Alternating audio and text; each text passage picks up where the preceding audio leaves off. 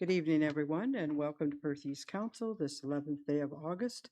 I'd like to call our meeting to order. If everyone could please bow their head for a moment of reflection.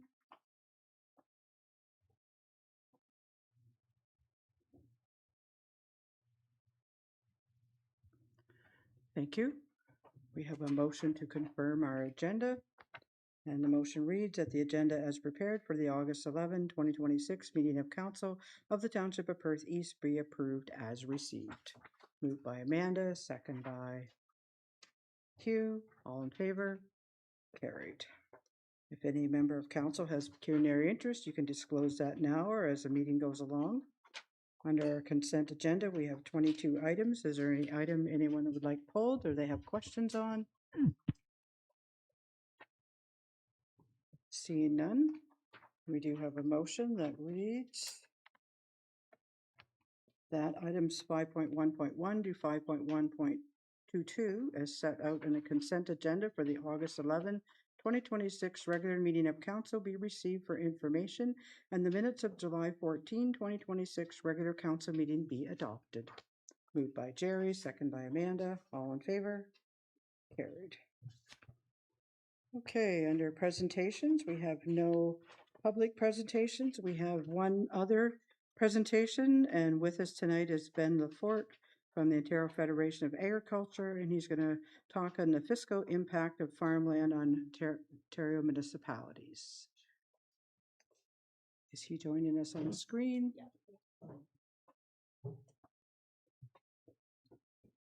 Oh, there he is. Ben, welcome to Perth East. Thank you. Uh-oh, something going on. Oh, a bit of echo, okay. Okay, I think that's better. The floor is yours.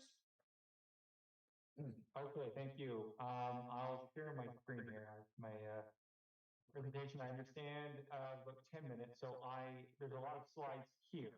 I will move through many of them quickly in the interest of time, but I wanted to make sure that as much information is there for anyone who wants to review it after. So yeah, happy to review some research that I had done late last year on behalf of OFA, which is kind of a continuation of some research we have been looking into for several years, looking at that question of what is the impact of farm properties, farmland on rural municipal budgets.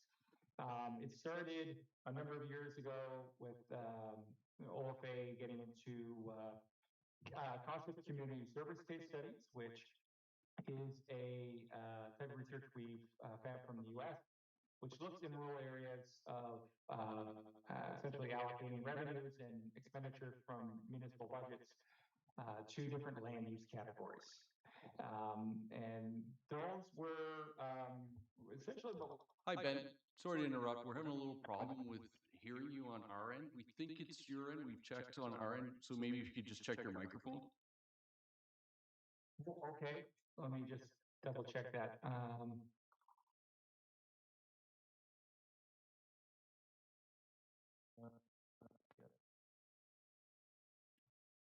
Okay, can you hear me okay now? Yeah, it's been the thing, Ben. Okay, maybe okay. I'll try to put that all together to see.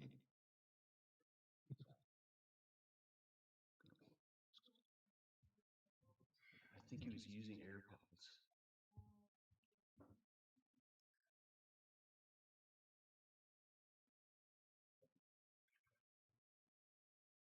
We'll just give him a second.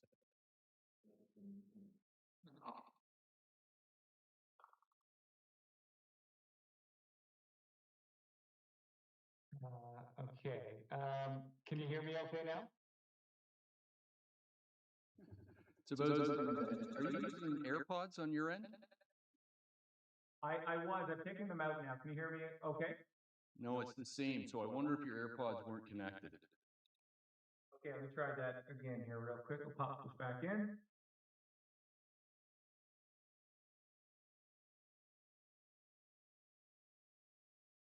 Okay, can you hear me okay now? Slightly better. So yeah, we'll just ask you to try to be as loud on your end as you can be, Ben? Okay. Is this a little bit better if I speak like this? No. Sadly. Okay, and it's sounding very echoey from my end here as well.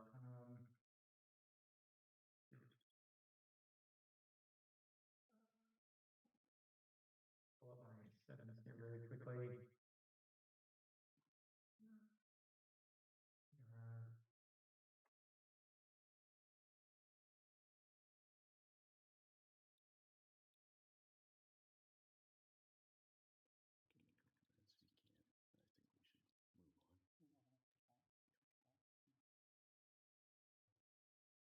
So I am sorry, I am not quite sure what I can do here.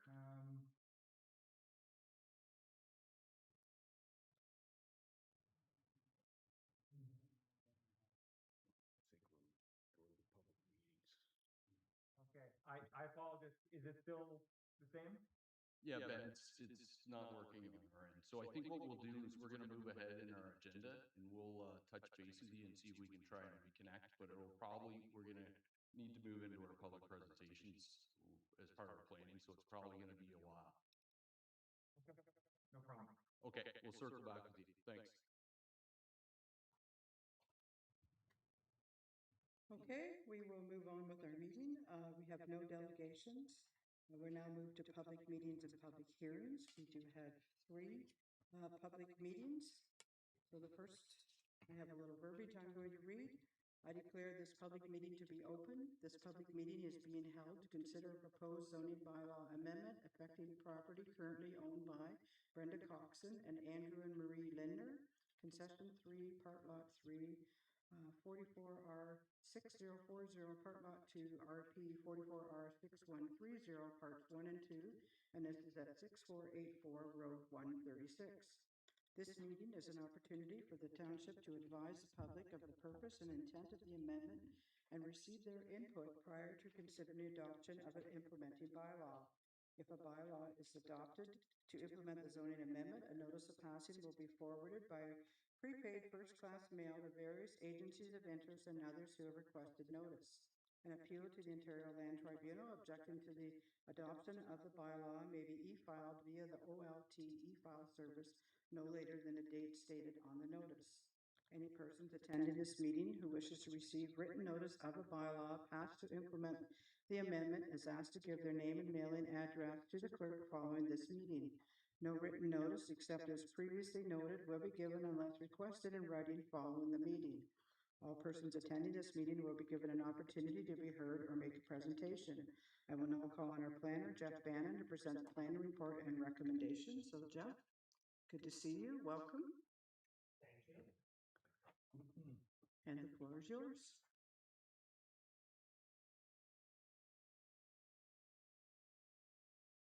Hear me? Oh, there it goes. Thank you. So the property is located on the northwest corner of the intersection of Line 61 and Road 136. It's municipally known as 6484 Road 136. Subject lands are designated as agriculture in the Perth County official plan, and they're zoned agricultural zone A. The applicant is proposing to rezone the property to a special agricultural zone, A-198, to facilitate the construction of an additional residential unit, which would be located in an accessory building with a maximum building floor area of 232 square meters. The intent of the maximum floor area regulation is to ensure that the proposed additional residential unit is secondary to the existing dwelling, and the building can be accommodated in close proximity to the principal dwelling. The Blue Water Recycling Association and Hydro One have responded to the circulation and have not expressed any concerns. No concerns have been received from the circulation by the public. The subject application is proposing to establish the ARU unit in an accessory building. The provincial planning statement permits additional residential units on prime agricultural areas if they meet prescribed requirements. The proposed location was chosen by the applicant to minimize the amount of land that is taken out of agricultural production while still using the existing driveway and being located close to the existing farm cluster. The official plan supports the development of additional residential units. The location is able to meet the MDS one setback requirements, and the residential unit will share the existing driveway. It'll be smaller in size than the primary dwelling and be located as close to the farm cluster as possible. Further compatibility requirements, including servicing lot size and size of dwellings, are regulated through the zoning bylaw. Applicant submitted a sketch that is included on this slide shown on the PowerPoint, shows the proposed location of the septic system in yellow, and the other sketch shows the location of the dwelling being located outside of the setback requirements. The intent of the zoning regulations is to ensure that the ARU remains accessory to the main use of the dwelling. The dwelling unit is smaller in size than the principal residential dwelling unit. Staff have no concerns with the subject application. The proposed amendment would allow for the construction of an additional residential unit in the accessory building with a maximum building floor area of 232 square meters. The application is consistent with the PPF, conforms with the official plan, and we feel it represents good planning. I'm available to answer any questions. Okay, thanks, Jenna. Is there anyone present who wishes to make a presentation or speak in opposition of the application? See no one. Is there anyone present who wishes to make a presentation or speak in support of the application other than the applicant or the applicant's agent? See no one. Does the applicant or the applicant's agent wish to speak with respect to the application? Nope. Okay. Are there any questions from members of council?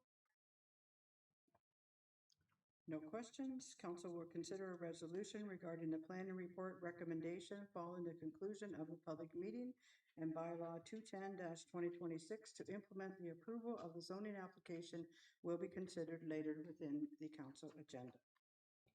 Okay, now we'll move to our second public meeting, and our second one is application on behalf of Stephen and Mary Stryker for lands in Milverton Ward. So this public meeting is being held to consider a proposed zoning bylaw amendment affecting property currently owned by Stephen Zed and Mary Edith Stryker. Plan 363, Part Lot 88, Part Lot 8, Concession 4, Regular Plan, 363 Cobalt Street North. The preamble is the same, so we're jumping right down to Jeff. So Jeff, the floor is yours. Thank you. So the property is located on the east side of Cobalt Street North between the former CPR lands and Mill Street East. The subject lands are designated as agriculture and neighborhood in the Perth County official plan, and they're zoned agricultural zone A and future development zone FD. Applicant is proposing to rezone the retained lot from an agricultural A zone to a special zone A-199 to allow for a lot area of 22 hectares and a lot frontage of 130 meters, and then also to rezone the severed lot from a future development zone to a special future development zone, which has a holding provision on the land to prohibit development until the lands until servicing capacity has been confirmed. The Blue Water Recycling Association have responded to the circulation, and they do not have any concerns. No concerns have been received through the circulation to the public. I have received one comment coming from the public asking for further clarification on what the holding provision meant, but they didn't object to the application. The subject application proposes to rezone both the severed and retained lands to satisfy a condition of consent B0426. The application proposes to rezone the lands that are designated as neighborhood and located within the settlement area boundary, and to prohibit development on the lands until servicing capacity has been confirmed. The lands to be retained would continue to be used for agricultural production. They remain outside of the settlement area boundary, and the lot area and lot frontage reduction is necessary to recognize the size and frontage of those lands. Lot area and frontage of the lands has already been established when the settlement area boundary was determined. The lands to be severed will result in a lot that is suitable in size for development within the settlement area boundary. The lands to be retained can be accessed from Cobalt Street North. Severance of the subject lands will result in the creation of a new lot within the settlement area boundary and the retention of a farm property that will continue to be used for agricultural production. Planning staff have no concerns with the amendment, and in light of the above review, it is our opinion that the zoning bylaw amendment is consistent with the provincial planning statement. conforms with the official plan and represents good planning. And again, I'm available to answer any questions. Okay, thanks, Jeff. Is there anyone present who wishes to make a presentation or speak in opposition of the application? Seeing no one, is there anyone present who wishes to make a presentation or speak in support of the application other than the applicant or the applicant's agent? Seeing no one, does the applicant or the applicant agent wish to make a presentation or speak with respect to the application? Oh, sorry, we have someone on our Zoom. Yes. Thank you. Jeff Buseman from Van Hert Surveying. Address the crowd. Go ahead. We're having a little technical difficulties, but Okay. I'll be quick just to say that the application is very straightforward. It's driven by the desire to sever this property so that the portion of it within Milverton can be sold and separated from the rest of the farm. So the severance has been approved, and this is one of the conditions required. Zone change is a condition required for the severance to be completed. I'd be happy to answer any questions if there are any from council or from the public. Thank you. okay, thank you. Is there any questions from members of council? Seeing no questions, council will consider a resolution regarding the planning report recommendation following the conclusion of the public meeting and bylaw 213-2026 to implement the approval of the zoning application will be considered later within the council agenda. Now, our third application is a zoning amendment by Michael Hall on behalf of Daryl Schmidt, and this is lands in Milverton. This public meeting is being held to consider a proposed zoning bylaw amendment affecting property currently owned by Michael Hall for Darren Schmidt, Plan 363, Part Lot 1447, Main Street, South Milverton. The preamble is the same as I read at the very first one, so we're going to jump right to Jeff in this report. Jeff, the floor is yours. Thank you. So the property is located on the east side of Main Street South between Pew Street West and Gross Street, and is municipally known as 47 Main Street South. The subject lands are designated neighborhood in the official plan and zoned residential zone 2. The applicant is proposing to rezone the lands to special residential zone 3, R3-14, which would allow for a 4-unit apartment dwelling with a lot area of 858 square meters, a lot frontage of 21.3 meters, an interior side yard width of 3 meters, and a fence planting strip of 1 meter along the rear property line. The 4th dwelling unit is to be located within the existing triplex building, and the requested relief is required to rezone the existing building and parking lot area in that special R3 zone. The Blue Water Recycling Association have responded to the circulation and have no concerns, and no concerns have been received from the public circulation. Subject application is proposing to establish that additional dwelling unit within the 3-unit triplex dwelling. The dwelling would result in a slight intensification of the residential property that will continue to utilize existing municipal services. The development will continue to be compatible with the surrounding area, and the requested special provisions are required to recognize the existing parcel fabric, the building, and the parking lot location. The Township of Perth East Manager of Public Works has confirmed that additional dwelling unit can be accommodated within the existing servicing, and the parking lot area has been designed to traffic can flow to and from the property in a safe manner. The residential second density R2 zone does not require a planting strip for a triplex dwelling. The applicant is requesting a change to the residential zone 3 to allow for that 4th dwelling unit to be added to the existing dwelling. And the R3 zone requires that a 1.5 meter wide planting strip is provided along property lines that abut residential 1 and residential 2 lots. Applicant is proposing to construct a fence along the rear property line, and the reduced 1 meter wide planting strip achieves the same privacy as a 1.5 meter planting strip. Planning staff have no concerns with the zone change amendment. The amendment allows for an additional residential unit within the service settlement area, and the application is consistent with the provincial planning statement, conforms with the official plan, and represents good planning. Again, I'm available to answer any questions. Okay, thank you, Jeff. Excuse me. Is there anyone present who wishes to make a presentation or speak in opposition of the application? Seeing no one, is there anyone present who wishes to make a presentation or speak in support of the application other than the applicant or the applicant's agent? Seeing no one, does the applicant or the applicant's agent wish to make a presentation or speak with respect to the application? If you would come to the podium, please, give us your name, your address. Yes. Good evening, council members and staff. My name is Michael Hall. My address is 25 Main Street, South Milverton. I'm the consulting agent and applicant for the owner of 47 Main Street in Milverton. The application to rezone from R2 to R3 has been considered since the owner has done extensive upgrades to the property to relieve R2 zoning. And after working with the township staff, we've verified significant upgrades to the water, sanitary, storm, parking, and fire services. Will allow for to rezone to R3 zoning to allow for a fourth dwelling within the same building footprint. We have requested some minor setback variances within the application. We feel that adding a fourth unit to the basement of the dwelling will provide excellent use of the building footprint while also providing well-needed affordable housing in the downtown core. Thank you for your time. I'm available for any questions. Okay, thank you. Are there any questions from members of council? Thank you.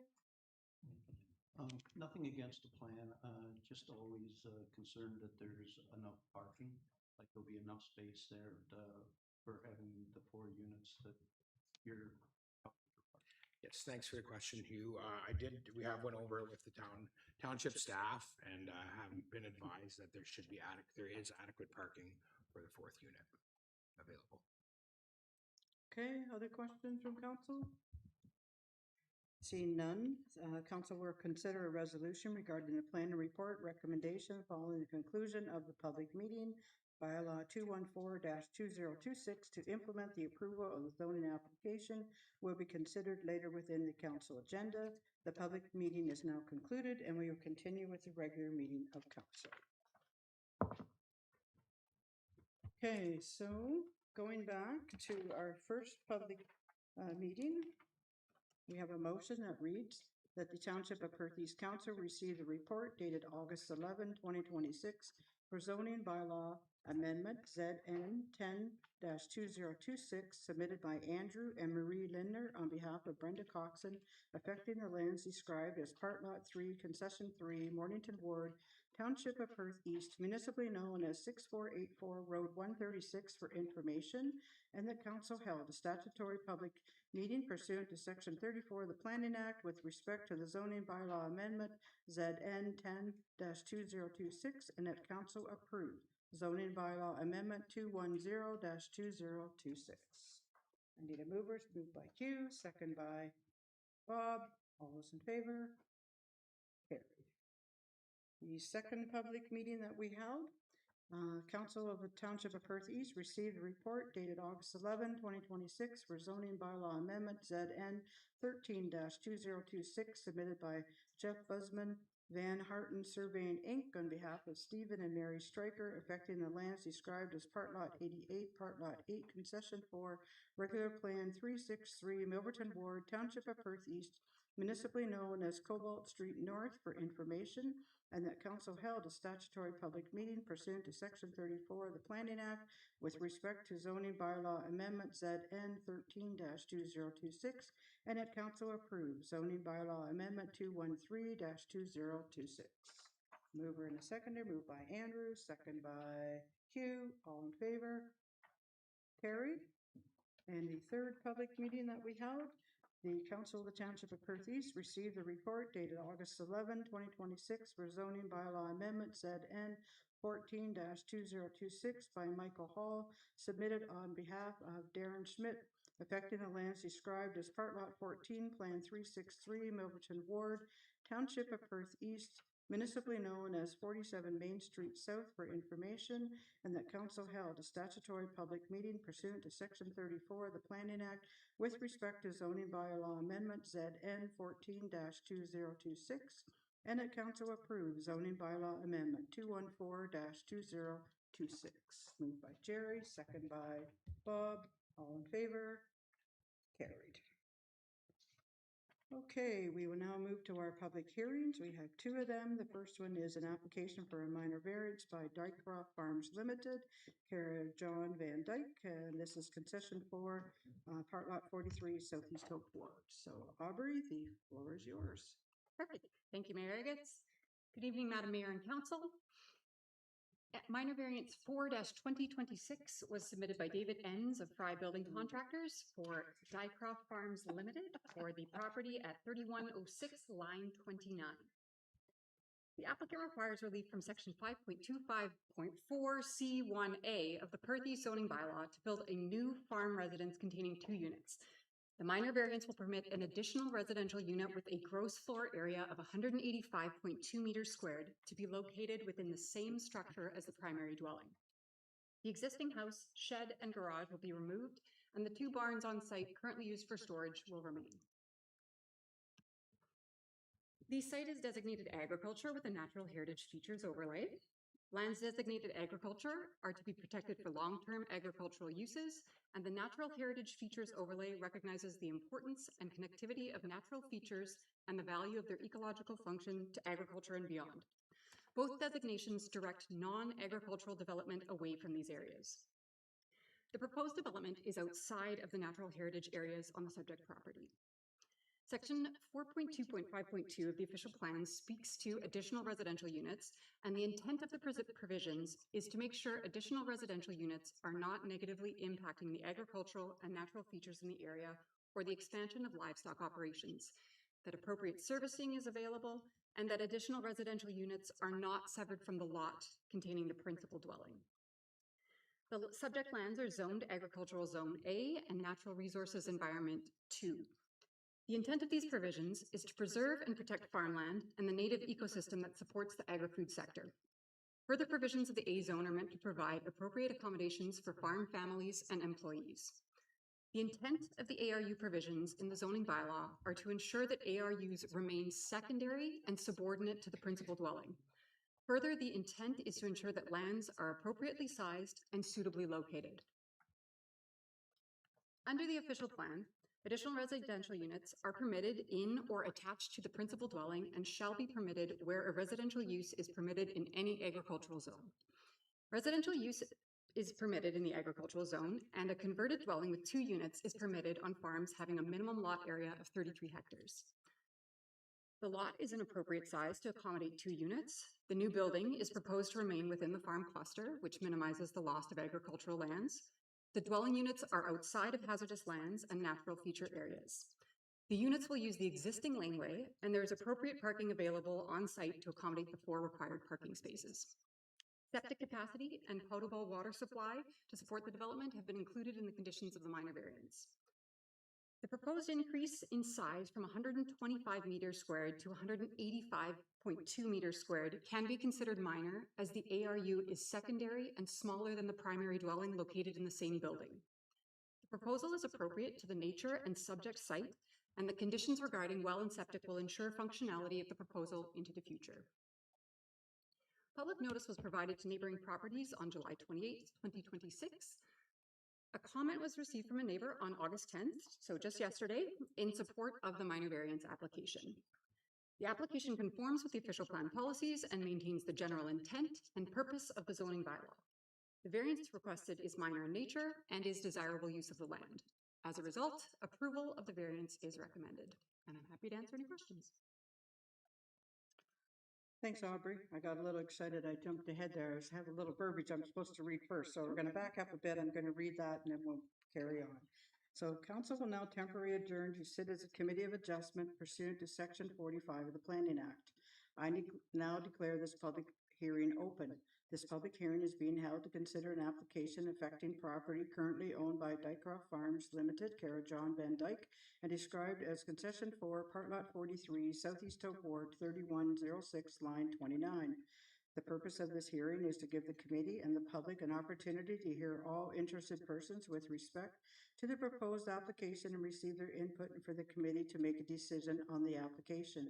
All persons attending this hearing will be given an opportunity to be heard or make a presentation. Committee members may ask questions for the purposes of clarifying the application, but are asked to withhold comments on this application until all present have been given an opportunity to be heard. Any person who wishes to receive written notice of the decision made by the Committee of Adjustment is asked to email their name and mailing address to the Secretary Treasurer at this time. An appeal to the Ontario Land Tribunal objecting to the decision made at this hearing may be e-filed via the OLT e-file service by the applicant, the municipality, the minister, or prescribed utility providers with the Secretary Treasurer no later than August 31st, 2026. No written notice except as previously noted will be given unless requested at this time. This is where I asked for Aubrey to do her presentation, which she already did. So we got that information. We're going to jump to the next one. Is there anyone present who wishes to make a presentation or speak in opposition of the application? Seeing no one, is there anyone present who wishes to make a presentation or speak in support of the application other than the applicant or the applicant's agent? If you would come to the desk, please, give us your name and address. I didn't sign up to speak, but I don't think my comment was mentioned. So my name is Miriam Schritt. I live in Stratford. I'm an independent facilitator for Facile Futures, and I would like to share my thoughts on what they're proposing. So as an independent facilitator, I work with families of individuals with developmental disabilities in Perth and Huron counties. And through my work, I support individuals with housing, community inclusion supports, and transition to independent lives. And that's how I'm involved with this family as well. So I'm writing in support, or I'm speaking, I guess, now in support to facilitate the construction of a dwelling. So my understanding is that the dwelling would provide the son of the applicant with the opportunity to have his own home. Potentially with a roommate, while the second unit could accommodate family or a support person. So this is a particular good fit for this young man because it would allow him to continue developing his independence while having his family close by when support is needed. Just as importantly, he would be able to remain in his community where he's known, where he knows people, where he's really at ease. And where he has those really important relationships. So it provides a really realistic and a sustainable pathway towards adulthood that recognizes both his abilities and the importance of having a support system nearby. So my work has given me firsthand experience of the significant challenges individuals with developmental disabilities and their families face to find appropriate and affordable housing and supportive housing. So across Ontario, there is a shortage of both. Individuals with developmental disabilities can wait years and years for appropriate developmental services and supportive housing through the Ministry of Children, Community and Social Services, with supporting housing wait times for over 26 years. And because it is not a universal service, many people will wait forever on the service and will never get it. So they are never able to move out into their own home, which also means families will never ever get an ability to get that respite and just become the parents instead of the caregivers. So there's also Ontario, it has a significant housing crisis. People with developmental disabilities should not have to leave their own communities simply because appropriate housing is not available. So they should have the same opportunities as anyone else to remain connected to their community and build their lives where they have grown up and established relationships. And just to give you an idea, people on ODSP, they receive $1,400 a month, and that also includes where they have to pay their rent from. So you can imagine that's a huge hurdle. So the housing model proposed through the application offers a creative solution to these challenges, rather than just relying solely on limited government funding housing options, which he might never receive. It creates an individual arrangement that combines independent living with nearby family and support network. It is practical, flexible, and responsive to the family circumstances. Similar individualized housing situations or models has been successful elsewhere in Ontario. They demonstrate that housing solutions do not always need to follow traditional models and that creative approaches can provide people with developmental disabilities with greater choice and control over where and how they live. The kind of outside the box thinking should be encouraged. Families should not have to wait indefinitely for a system that does not currently have the capacity to meet everyone's needs. When they are willing and able to create thoughtful, sustainable housing solutions themselves. Everyone has a right to a fulfilling life, to have a home, build relationships, participate in their community, and have opportunities to develop their full potential. Too often, people with developmental disabilities are left behind when it comes to housing and opportunities for independent living. I believe that this approach should not only be permitted, but it should be encouraged and celebrated as an example of the innovative thinking needed to address both the housing crisis and the developmental services crisis. So I respectfully ask you to approve the application and recognize the broader community value of this proposed housing model. Thank you. Okay, thank you. Does the application or the applicant's agent wish to speak on any of the, speak on the presentation or make a presentation with respect to the application? Okay, you'd like to come up to the table, please?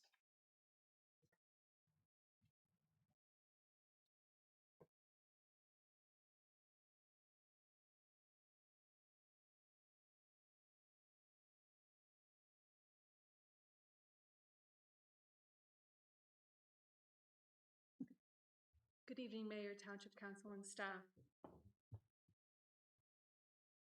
My name is Anna Van Dyke. I live at 3099 Line 29 Perth East. Thank you for the opportunity to comment on minor variance application MV4 2026. First, I'd like to introduce my son, Jaron. Hello. Okay. Hello, Mayor, Township Council, and staff.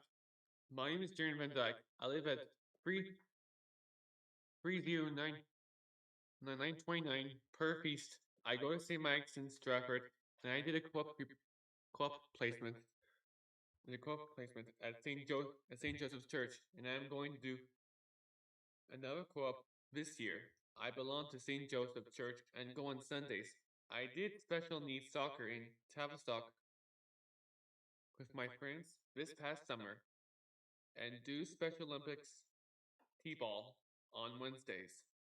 I like to do swimming lessons at the Lions pool, and I'm going to join the Special Olympics bowling again this fall.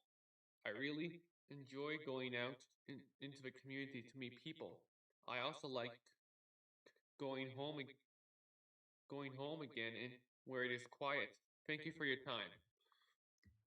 So it is important that you know Jaron first, as this building is designed for him and his future with us, with his specific needs for support and his unique sensory needs.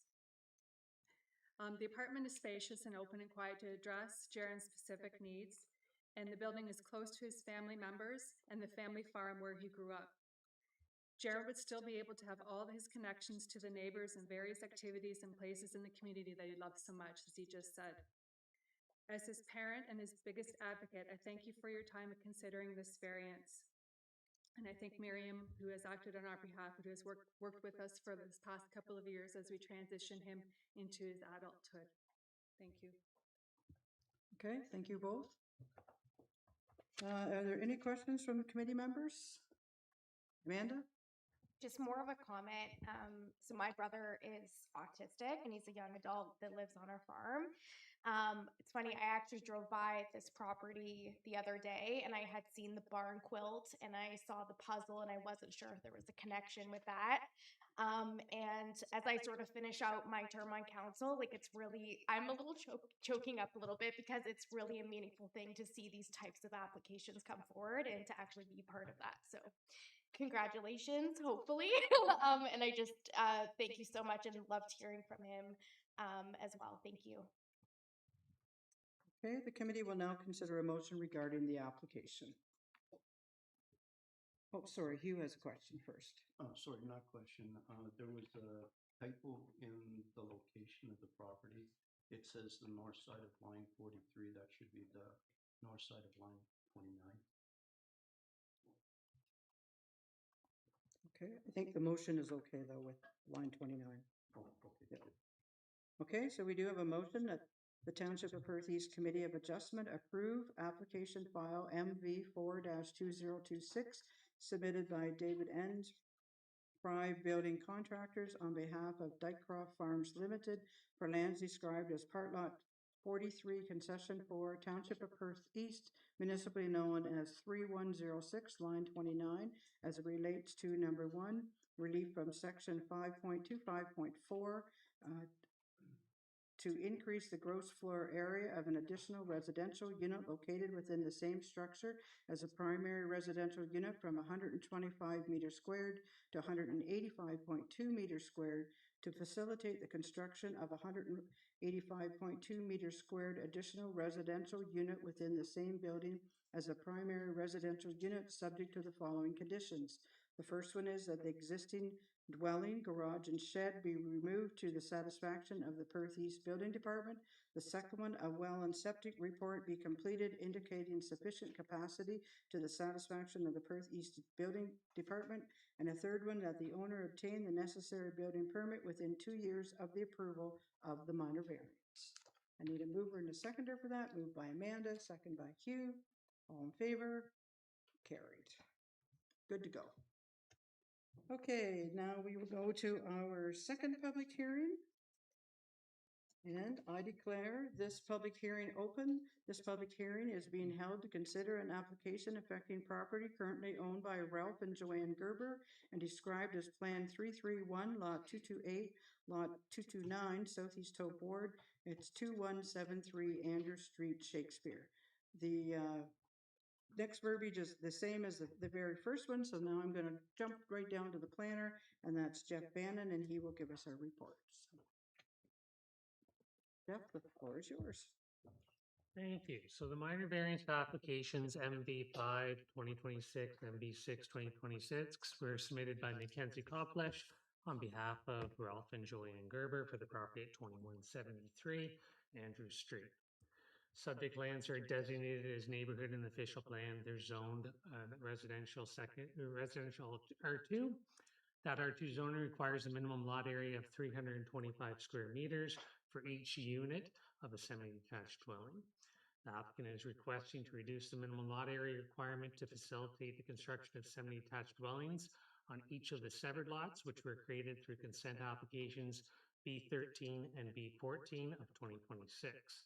The newly created lots are each large enough to support a single detached dwelling, but zoning relief through a minor variance is needed to reduce the lot area requirement for the intended semi-detached dwellings.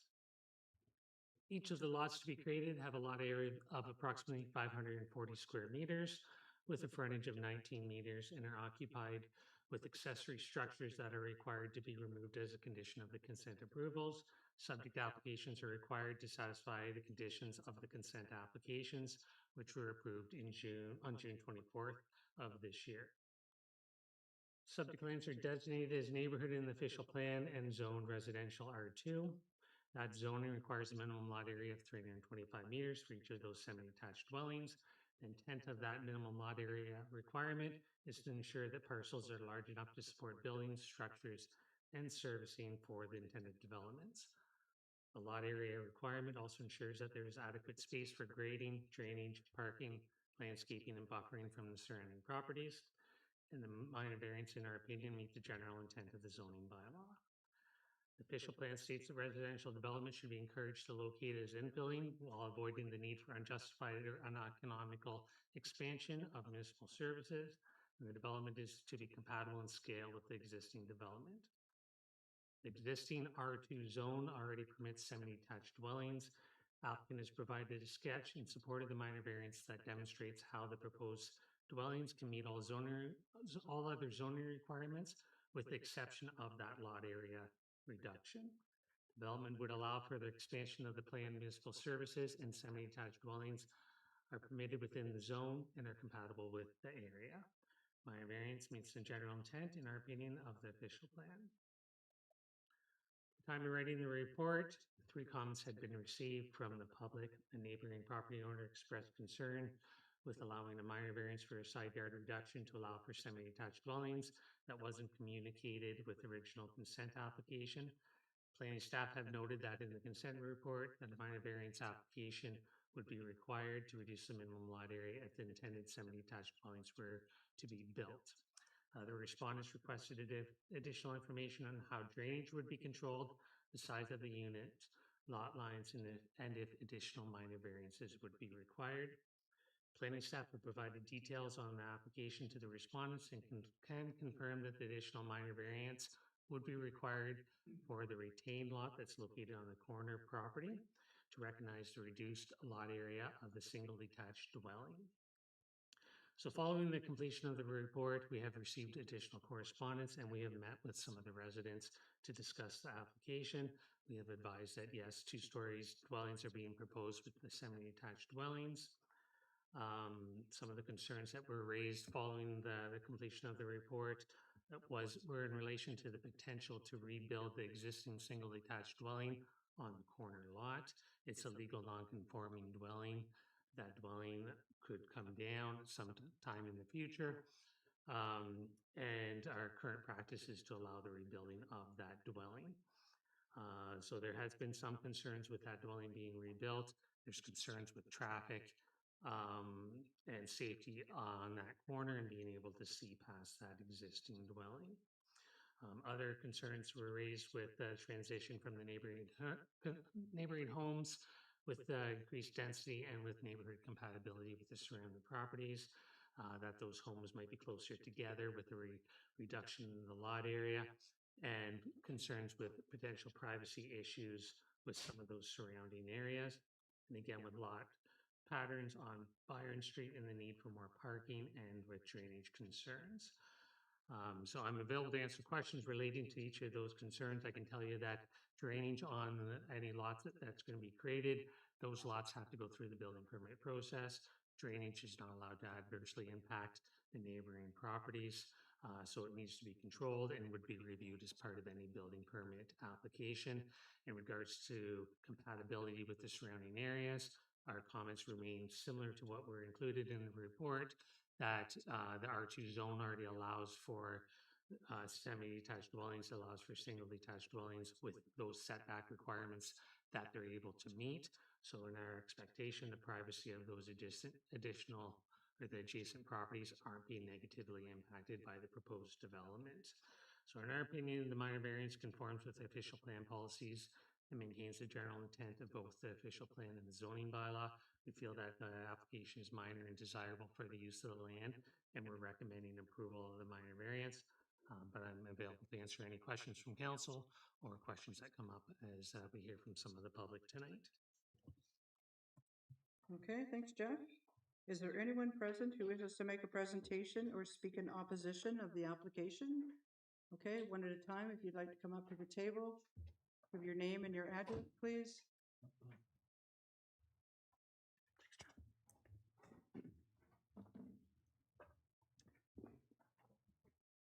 I had printed out copies of what I was to say to hand out. Would that be appropriate? Mayor Eckes, if I hand those out, or what would that, if they would like to follow along? Or it cannot? Jeff. Did you submit it previously as I well? did not. No, okay. I think that's Okay, fine. yep, As long as Yep. the chair is okay with that? I didn't realize that all the staff would be here, so I didn't. That's okay. So it's the committee members. Thank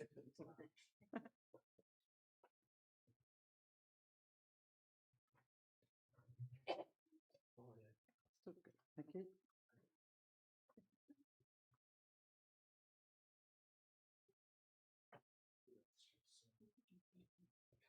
Thank you.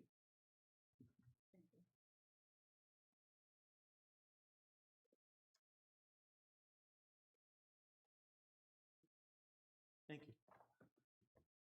Mayor Eckes, councilors, Perthy staff, ladies and gentlemen. My name is Jeff Skabovius. My wife, Anne Marie, is the legal owner of the property adjacent to the lots in question. Thank you for giving me the opportunity to speak on the matter before you tonight. I'm also representing and speaking for my neighbors, Roland and Karen Dennis behind me, Frank and Virginia Reese. Frank is here tonight. Frank will be speaking as well. However, there will be little overlap. There will be little to no overlap in our presentations in the interest of your valuable time. I also want to thank, there's other neighbors from Byron Street, the Kuchmas and Amy Taylor. Thank you for coming and supporting us as well tonight.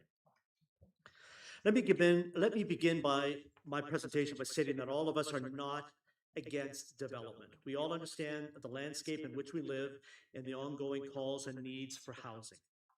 We are a tight-knit neighborhood. We look out for and after each other.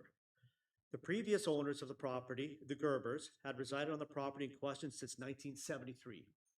They were the anchor to the neighborhood. Everybody loved them. When they announced they were selling, we were disappointed, but understood and fully supported their decision. Initially, the property was listed and not one, but two local and reputable builders approached the Gerbers with the idea of developing the property.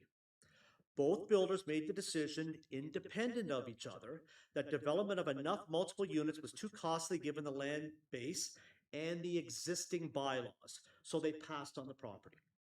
They understood that under the existing rules and the price being asked for the property, it was not feasible to build enough units to recover costs and make a profit. You may then ask, why was there no objection to the application and ultimate severance into 3 lots, not 2? On the initial application for severance, the measurements given were for 3 lots of 55 wide by 132 deep. That's in feet, by the way.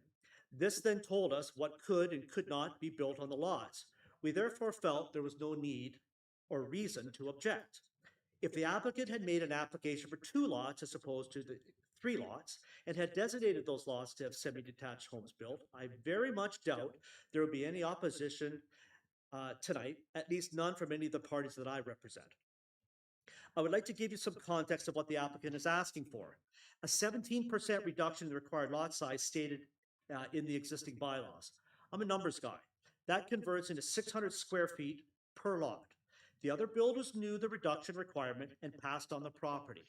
17% is a significant variance to be requesting. It's not a minor variance. That is a significant variance.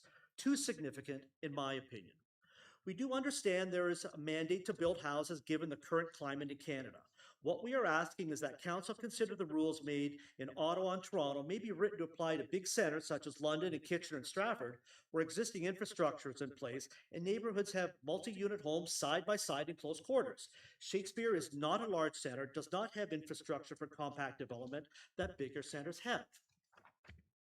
Your own studies and reports mention any proposed developments must consider and meet the following criteria: heights, massing, and scale of the surrounding neighborhoods and design, massing of intensification in relation to existing development, adequate privacy and minimal shadowing for existing and new residents. The road network can accommodate the traffic generated by the proposed development. As the traffic flow and parking for excess vehicles is a large concern of ours, we respectfully ask what work, if any, the township has done to consider this very key issue. The semi-detached homes recently built across from the feed mill at Shakespeare continually have cars and trucks parked not only on the driveways, but also on the street and even on the adjacent feed mill property. There is just not enough driveway and street room to accommodate all the vehicles. And as far as conforming to the existing neighborhood, please note there are no semi-detached homes on Byron Street. There is one semi-detached home on the south side of Andrew Street, another on the north side of Andrew Street. That is 2 semis on the entire 2 streets in question. There are 28 detached homes. As of yesterday noon, August 10th, we had not been told what was being proposed, what the grading will be, how the drainage will work, etc. We are being asked to give our blessing to an application in which we had not been provided any details.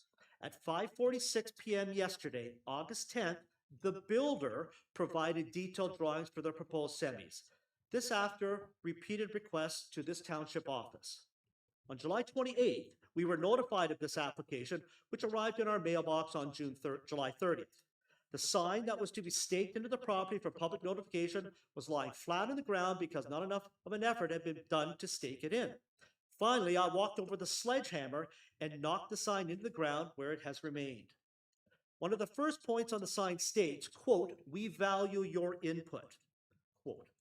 In my mind, 14 days, which includes a long weekend and with staff on well-deserved holidays, doesn't seem to be enough time for anyone to gather facts in order to make an assessment as to whether what is being requested is fair. I understand this is common in these cases, but still feel the time frame is not sufficient. In keeping with "we value your input," an email asking for details on the intention of the applicant to build was sent to township staff on Tuesday, August 4 at 10:42 a.m. In that email, a cell number was also included. On February 7th, Friday, February 7th at 3:30 p.m., we received an email response that did not address the key points in our Tuesday email. As mentioned above, yesterday afternoon, August 10, the builder verbally provided us with some details on size, side yardage, height, etc. And then he kindly later followed up with an email of the drawings, the first chance we had to review what was being requested. This was 1 day, not 14 days ago, or even 6 days ago, when we requested information. The builder arranged for the neighbors to meet with township staff Tuesday, August 11th, yes, today at 9 a.m., to discuss our concerns. Is this enough time when you, quote, value our input? The transparency for this application has been less than satisfactory, much less. This is not fair to the adjacent owners who have been provided with no time to review and digest what is being requested.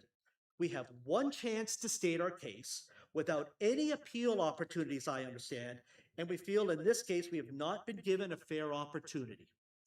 We are not against development, but what is being asked could well have a direct impact on our properties now and when we ultimately sell.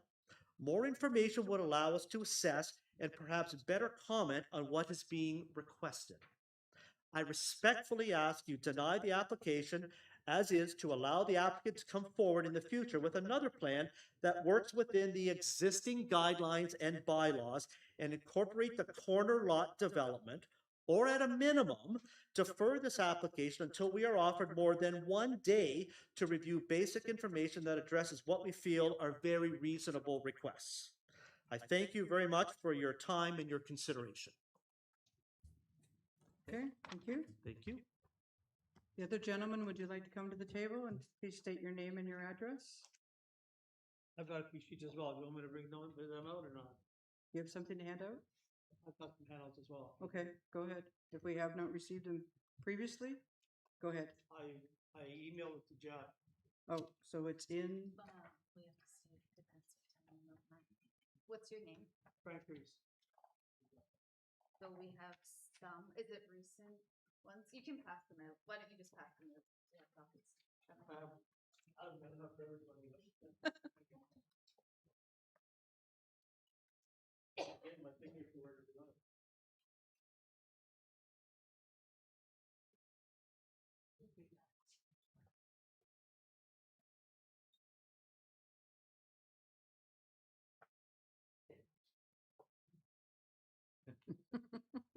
Screw with that too, Frank. I don't want to be using my my chunk to soften them up. thank you. You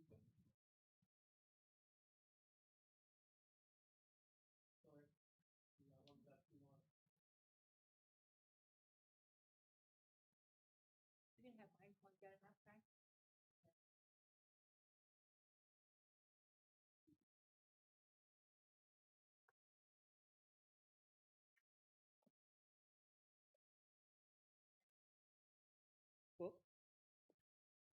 Good evening, Mayor and councilors and ladies and gentlemen. My name is Frank Reese. I live at 3971 Byron Street in Shakespeare. It's across the street from the lots that are being created. I'm a retired home builder and designer with over 40 years in the building industry and see challenges and concerns in this application. Thanks for letting me voice my concerns with a minor variance. The application is dated May 27, 2027, that should be 2026. States that the buyer was creating 3 lots with a frontage of 1 lot at 55'4" and a depth of 33'5". So, and then one lot at 55'4" frontage and a depth of 132.9. A third lot at 55'4" with a depth of 134.5, where the existing building is located. With my experience in the industry, I figured that sounded pretty good and didn't need to appeal the proposal. I just saw the numbers on the notice and said, well, there's no problem here whatsoever, because I know it could be a bungalow, it could be lots room. So I figured that sounded pretty good, so I didn't appeal. There was no mention of building semi-detached homes on that notice. As I would have, it would be impossible to build them on a lot with a frontage 55'4". And I'm sure the builder knew that as well. And after measuring between the proposed survey property stakes and pens that were in the ground, and to our surprise, we learned that the lots have a frontage of 62.4 with a depth of only 93.6. I can't figure out how he was able to apply showing the wrong lot footage and depth, as the survey stakes measured 93 feet apart. A new post should have been posted if someone had noticed this, and I'm sure somebody did, an error and corrected it. We had no way of knowing that these measurements were wrong. None whatsoever. I knew the lot wasn't very deep, and that's why I took it upon myself to measure it as I'll go on. On the application number B13-26, B14-26, and one lot with the I'm just reading these numbers. I know they don't make sense to me, but the house exists where the semi-detached was mentioned. And as mentioned above, the lots changed dramatically. I emailed Mr. Bannon on August 4th asking for more clarification on what was being built on those lots. The new 64-foot or width works for a semi with a 5-foot side yards on each side and with the setbacks of 25 feet setback for the front from the front with a single car garage could give between 850 and 900 square feet. As a designer, I made the point of doing a quick mock-up of the what would fit on that footprint, and it works. And so then on the second floor, you could have between 1,000 and 1,100 square feet, providing they build over the garage. The corner lot at 62.4 won't be able to have semi-detached homes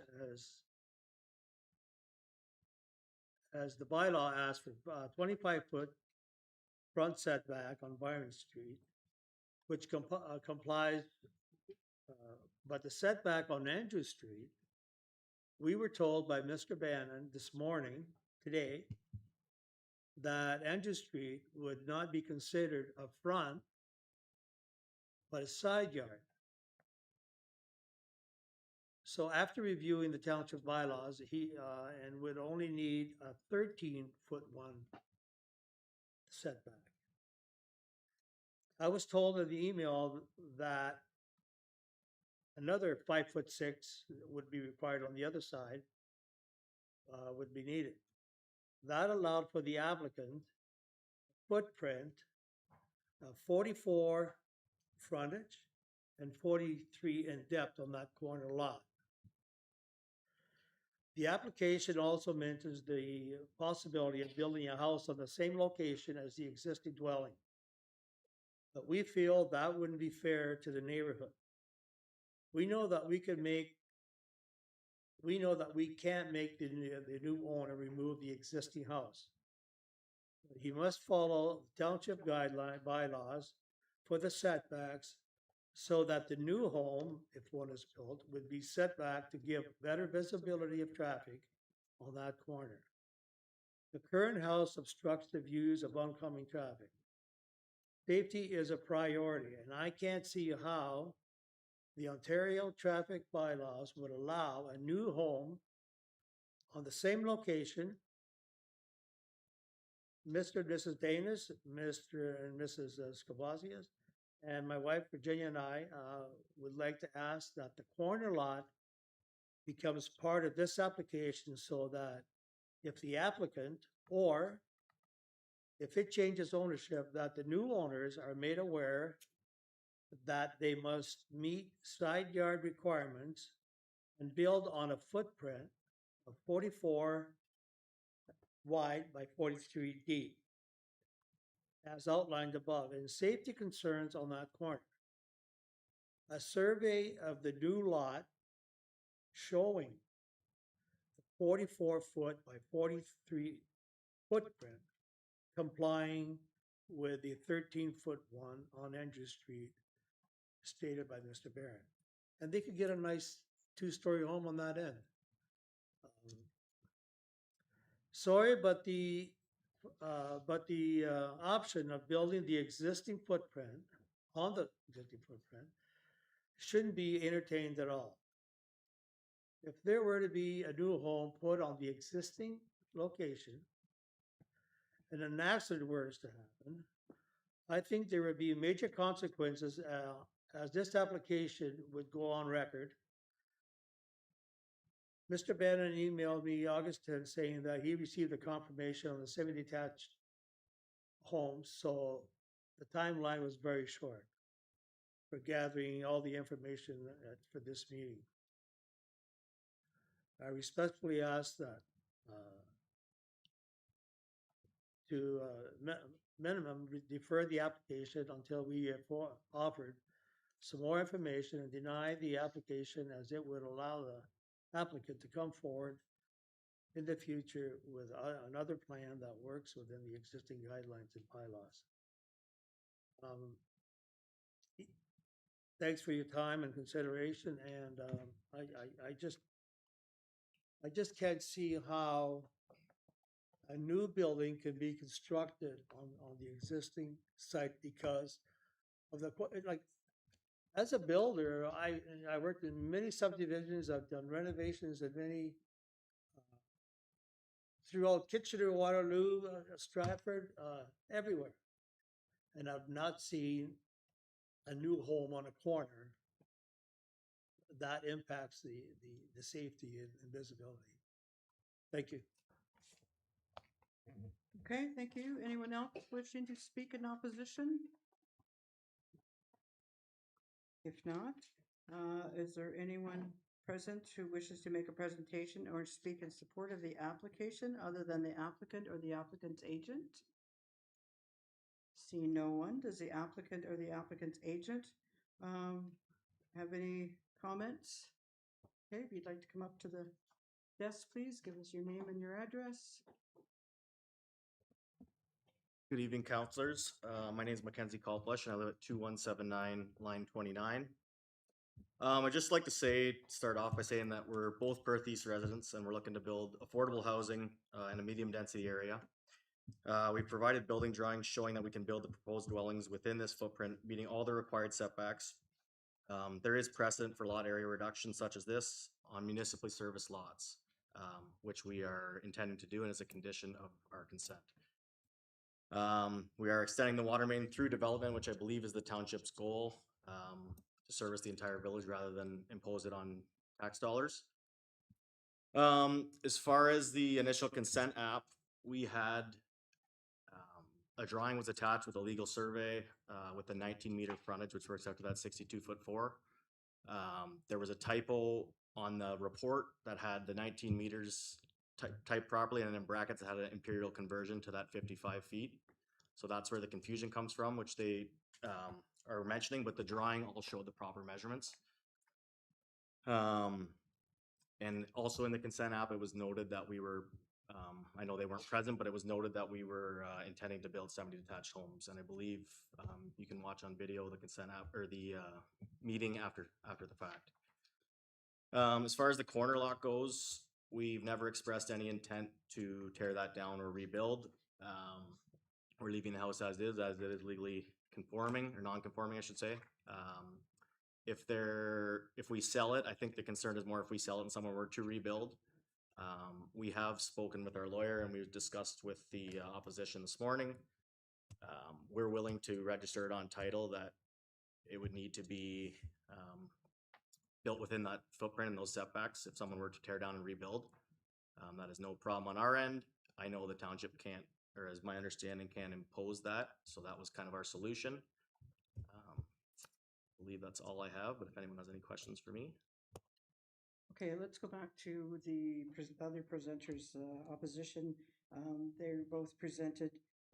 Do you have any, either one of you have any comments on what Mr. Skolodas, oops, sorry, raised in his comments? Well, No, sorry, not you.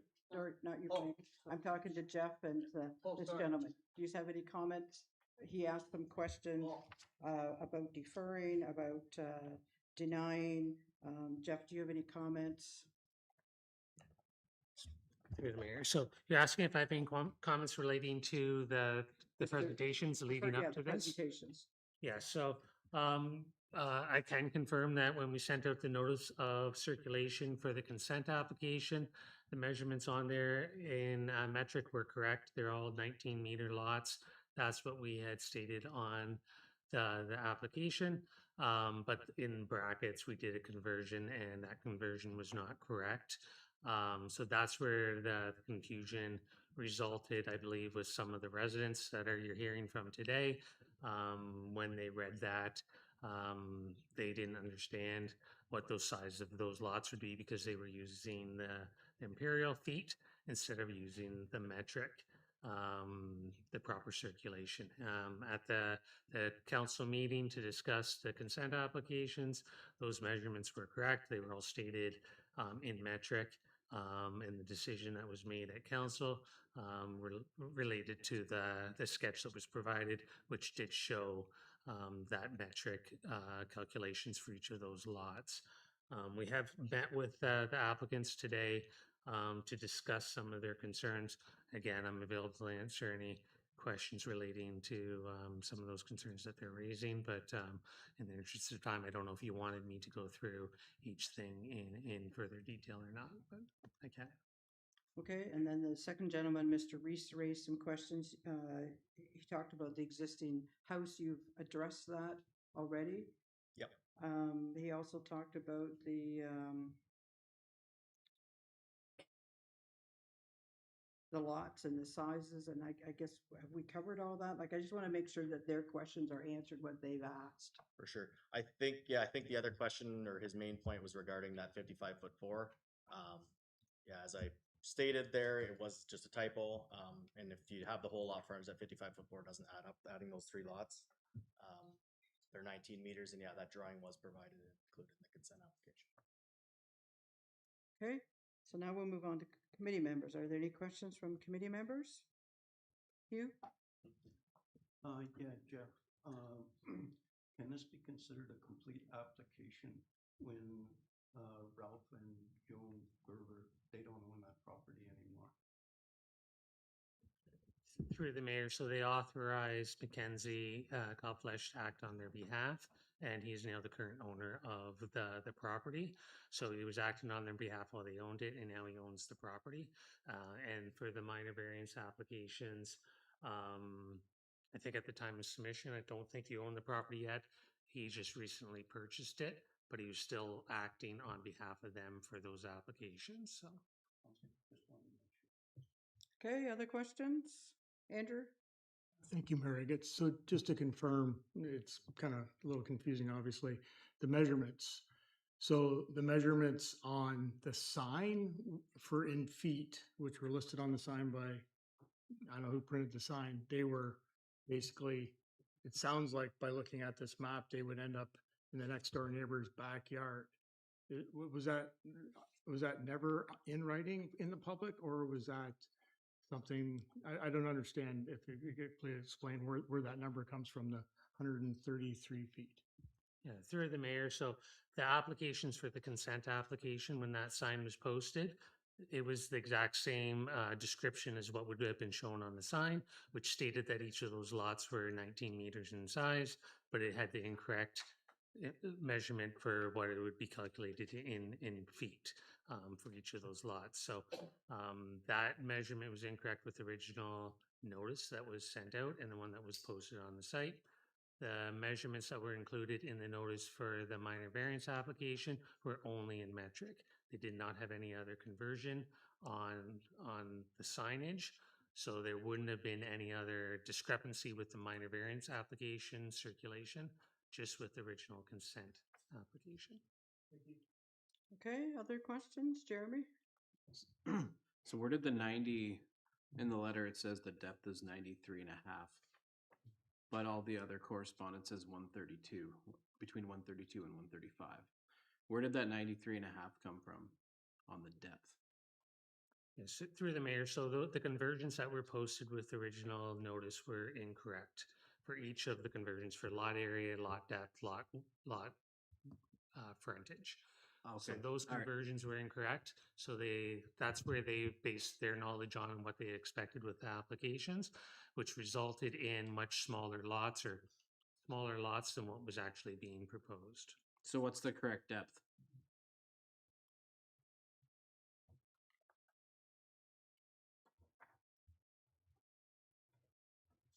So the correct depth is, through the mayor, 28.5 meters for each of the lots.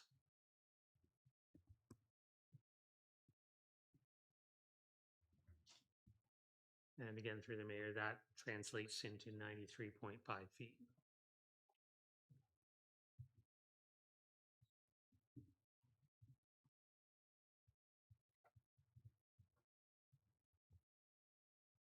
Are you done, Jeremy? Yep. Okay, Andrew? Thank you, Mary. So with respect to traffic studies, in cases like this, is that something that should be done, needs to be done? Is there anything from planning can see that? I don't notice it in the report. That's why I'm asking.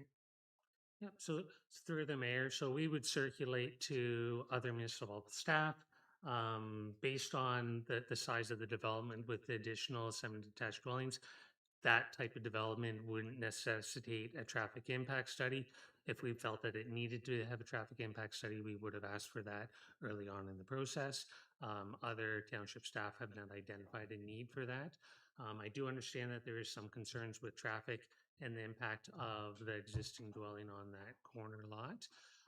So the existing dwelling, just to give you a little bit more information, the Planning Act, because it's a legal non-conforming dwelling, if that dwelling came down as a result of natural causes or through like a fire or something along those lines, they are allowed through the Planning Act to rebuild on that same footprint. It's our practice here in the Township of Perth East that if they decided that they wanted to remove that dwelling on their own, we would allow them to rebuild on that same footprint. Now, the question that would come up from that is that if they were going to rebuild on that same footprint and they made that decision on their own, I think that there's a potential to make sure that they build outside of that the site triangle, because they are located in the site triangle, which might cause further concerns with that building envelope being located directly in that corner of that lot. But again, that's something that staff would have to deviate from their current practice.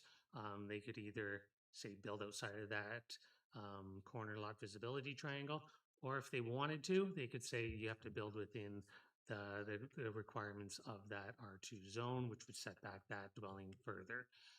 But if you do deviate from the current building process, they would probably need to receive some sort of direction in order to do that. I don't want to put words in the mouth of the building staff. They can maybe comment on that farther, but they might want to have some direction from council if they're going against their current practice.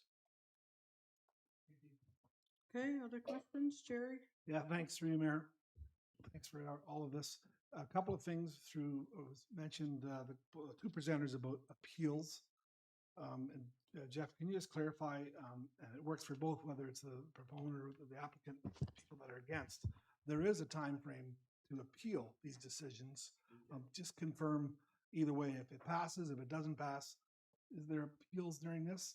just confirm that for everyone. Yeah, so through the mayor, the appeal process is limited for third-party appeals. So you have to be a registered public body to appeal a decision. So a municipality could appeal the decision. So if you disagreed with a decision that was being made at the county level, you have the right to appeal.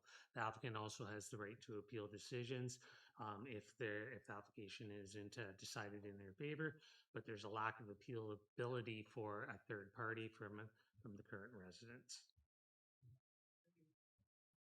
Okay, other questions, Bob?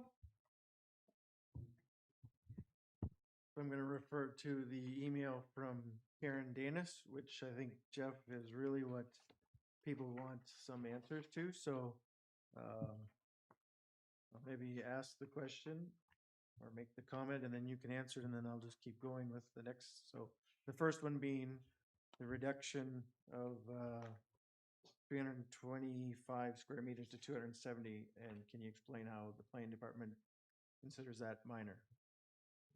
Okay, so through the mayor, and there might be some overlap with some of my responses for the questions because some of them relate to more than one question.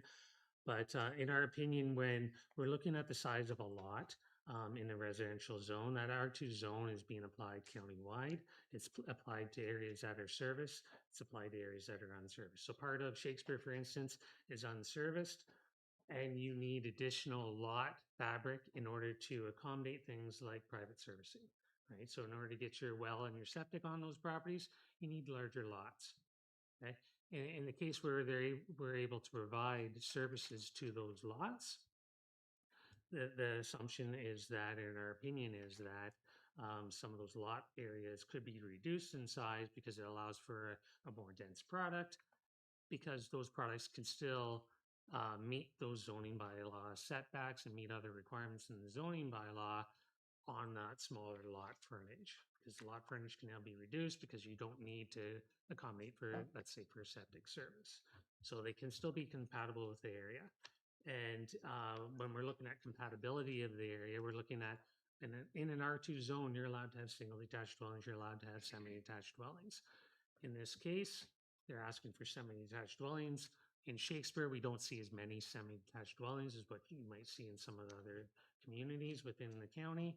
But at the same time, it's allowed as a right in that zone. So if you're able to meet those zoning bylaw setbacks and you're able to meet some of those density requirements that are controlled through the zone, then in our opinion, then that lot can be seen to be compatible with those other areas.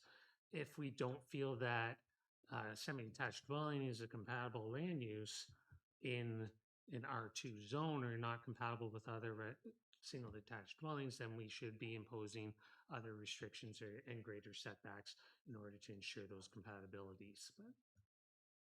Okay, thanks. Thanks for that clarification. The next point, I guess, is really about parking, which I think we all struggle with, because I know you're going to say that the garage is considered part of the parking in the driveway, and then the other vehicles are to park where. So just maybe a little explanation on the parking. Yeah, so through the mayor, so there's zoning bylaw requirements for parking for semi-detached dwellings. They are meeting those zoning bylaw requirements to provide parking to those lots. So the expectation is that if we have zoning in place that say that you require a certain amount of parking for a semi-detached dwelling, and you're providing that parking, you're meeting those parking requirements and it's suitable for that area. So there's no expectation that they're going to be needing to utilize on-street parking for the day-to-day use for those properties. Now, I do recognize that people have visitors to properties. They do like to have some on-street parking for that. So that needs to be accommodated on-street, but it's the same situation as if you have a single detached dwelling, you're requiring parking for that, and then your visitors might be parking on-street because you're not required to provide visitor parking on your own property. Okay, so the last point being then, and this may be also a building department issue, is the appropriate drainage and grading. And I know that the subdivisions in Southeast Oak never probably had adequate drainage to begin with when they were established decades ago, but it has become a fairly common topic. So again, if two departments could just clarify how the grading and drainage is to work. So through the mayor, I'll start, and then if Wes wants to add additional information, he's more than welcome to do that, obviously. But for grading and drainage, that gets reviewed at the building permit stage. The intent of doing that review during the building permit is to make sure that neighbors and adjacent properties aren't adversely affected when new construction is taking place. So my understanding is that whatever flows are already existing on the property, they either make those flows less restrictive or less intrusive on the neighboring properties, or they don't increase the flows to the neighboring land. So the idea is that you don't make matters worse when you're constructing new builds and doing new buildings in residential areas. So whatever issues might exist now, they're either going to still exist or they're going to be better because the building permit will make sure that when they're doing the review of those building permit drawings that the direct flows are away from those adjacent properties. Yeah, and I echo what Jeff says, but would just add to that we do appreciate getting that question at council meetings with the applicant present, because we point back to this and say the requirement is for an Ontario land surveyor and an engineer to complete the site grading and drainage. So there's no question about that when it comes time to build the homes. Can I just add, that actually is in the process of being completed right now as well, just to add that, along with the extension of the water main design for that. Okay, other questions? Hugh? No, just, it's unfortunate, information couldn't have got out a bit quicker and a bit better. We might not have such a conversation tonight, so hopefully planning and everybody can get the information out to people a lot quicker in the future. Andrew? Thank you, Mary. It's the Councilor Cross brought something to mind about Ms. Danis's letter. So I'm reading it, and I actually had a chance to dive in and look for this. Planner Bannon, have you reviewed the referred to? My glasses on here. Z22 2013. So that was on I believe it was referred to in your report, a local similar construction, which was actually denied for a variance that appears to be less. I'm just wondering if you had reviewed that to look and see what council's decision was at that point. Through the mayor, so I haven't reviewed that previous application. I do understand that there was another, from what I understand through discussions, a zone change that was being proposed. I believe it was for a triplex, if I'm correct, that was denied by council. So when we review applications, we look at every property on its own merits. I do understand that there is some consideration that precedents are being set by other applications. We do take into consideration what other decisions have been made by council, but we do reflect our independent planning opinion based on our OP policies and our zoning bylaw policies, and whether or not we feel that the application has merit for, in this case, for a minor variance application. I can say that other minor variance applications have shown reductions in lot area that are similar to this.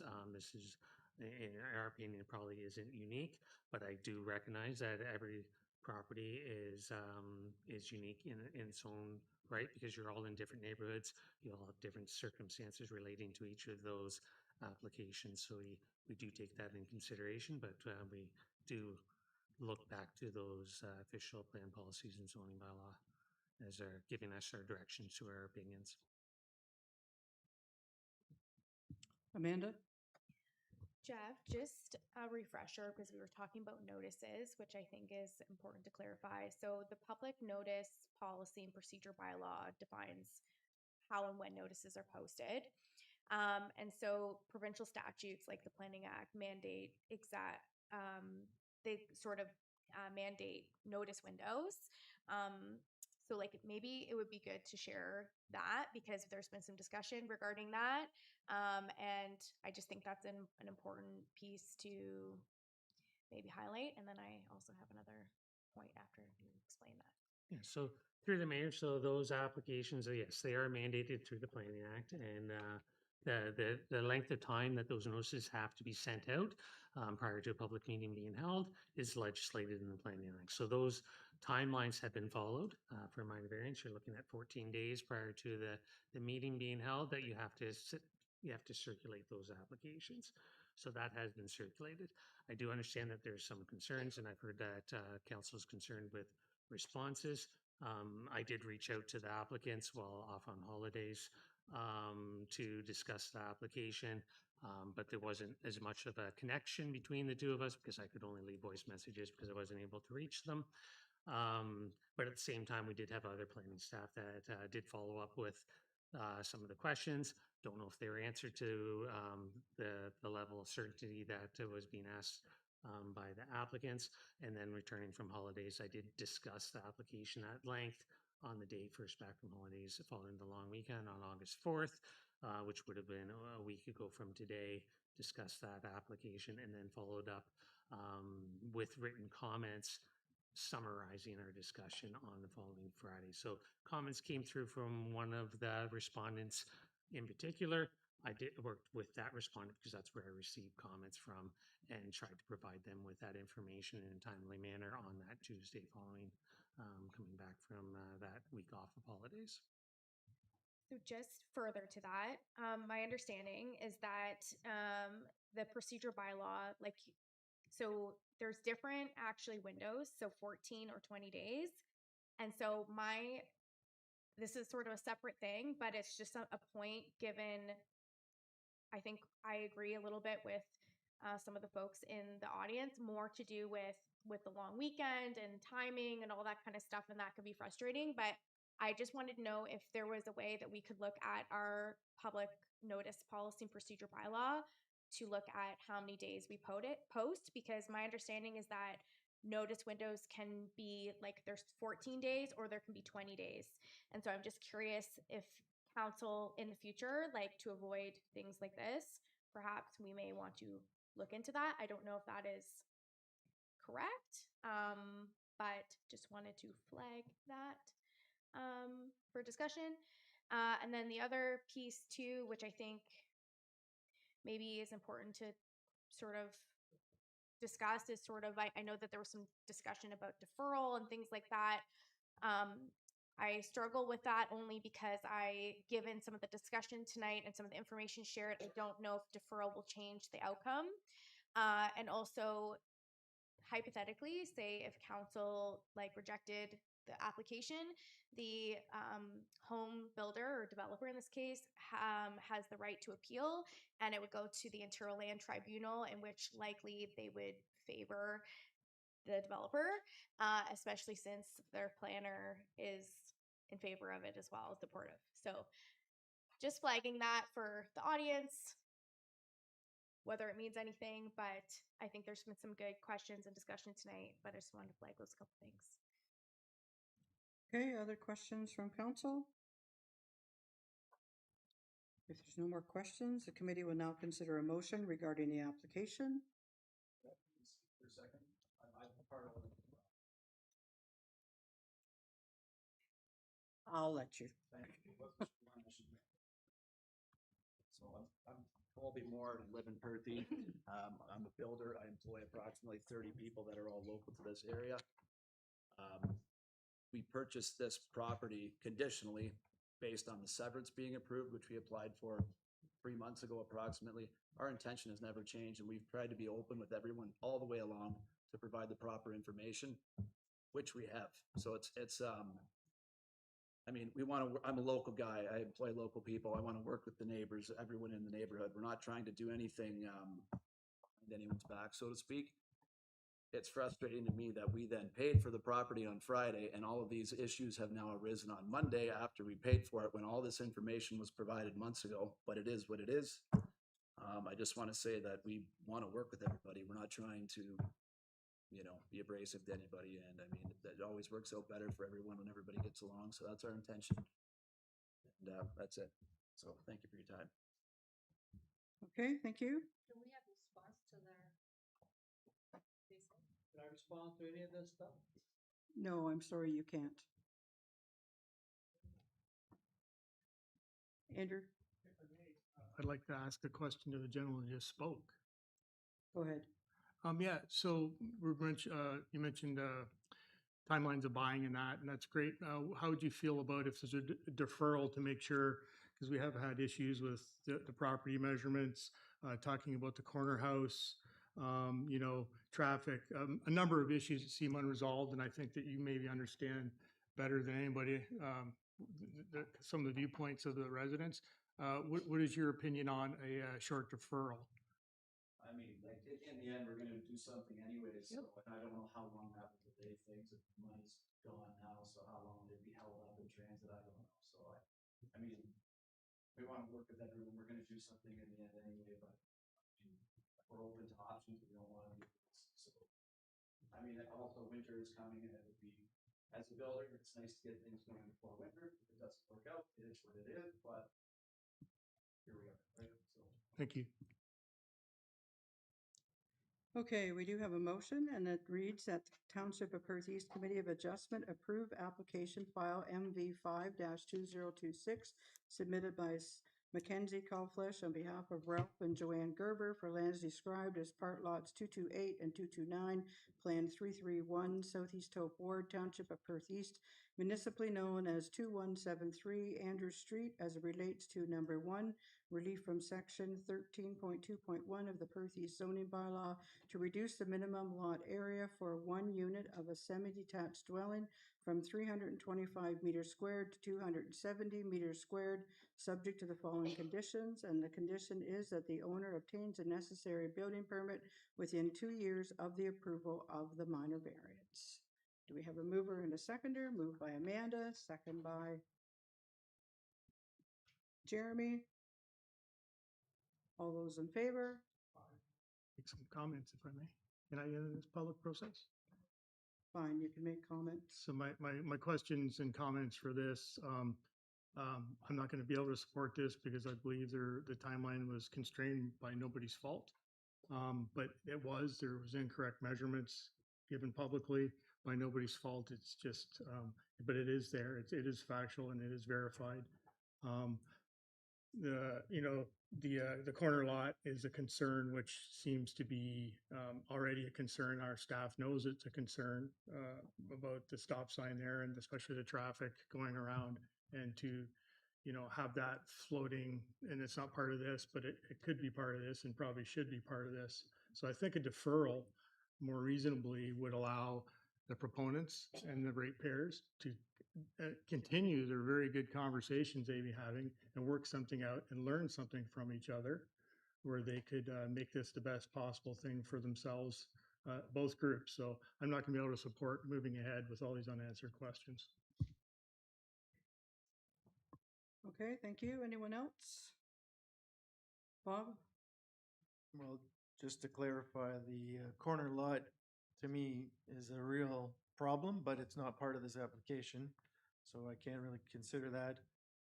Just for those in the audience, there was a time in Milverton here where we denied an application very similar to this, a development, and in my mind, we only did that to hurt the developer, i.e.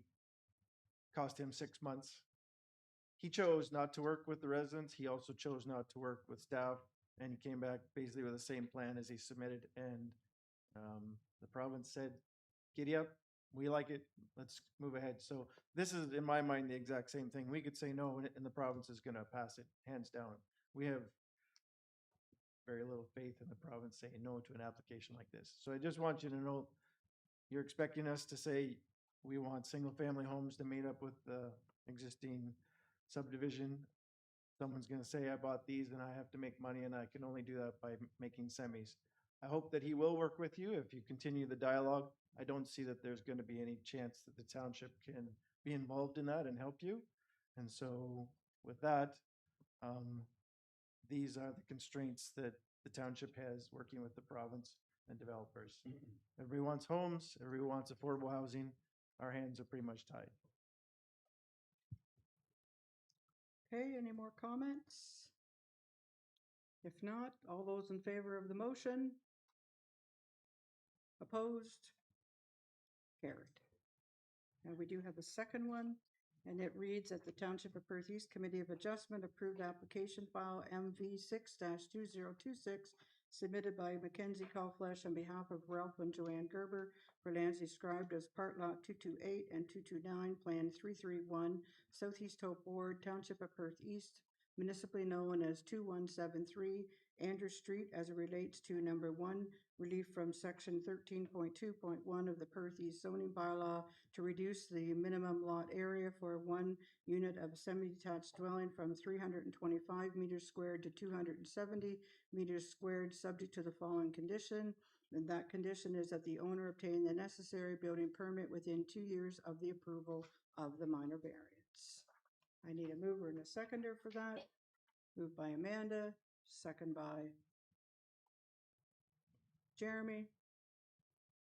Comments? All those in favor? Opposed? Carried. Okay, I declare this public hearing closed. Now we're going to move on to our planning reports. We have 2 planning reports tonight. The first one is part lot control by Caden Keller Homes, and I believe Jeff is going to do that. So Jeff, the floor is yours. Thank you. So the part lot application, part lot application 01-2026 was submitted by Caden Keller Homes for the lands addressed as 133 to 135 Q Street.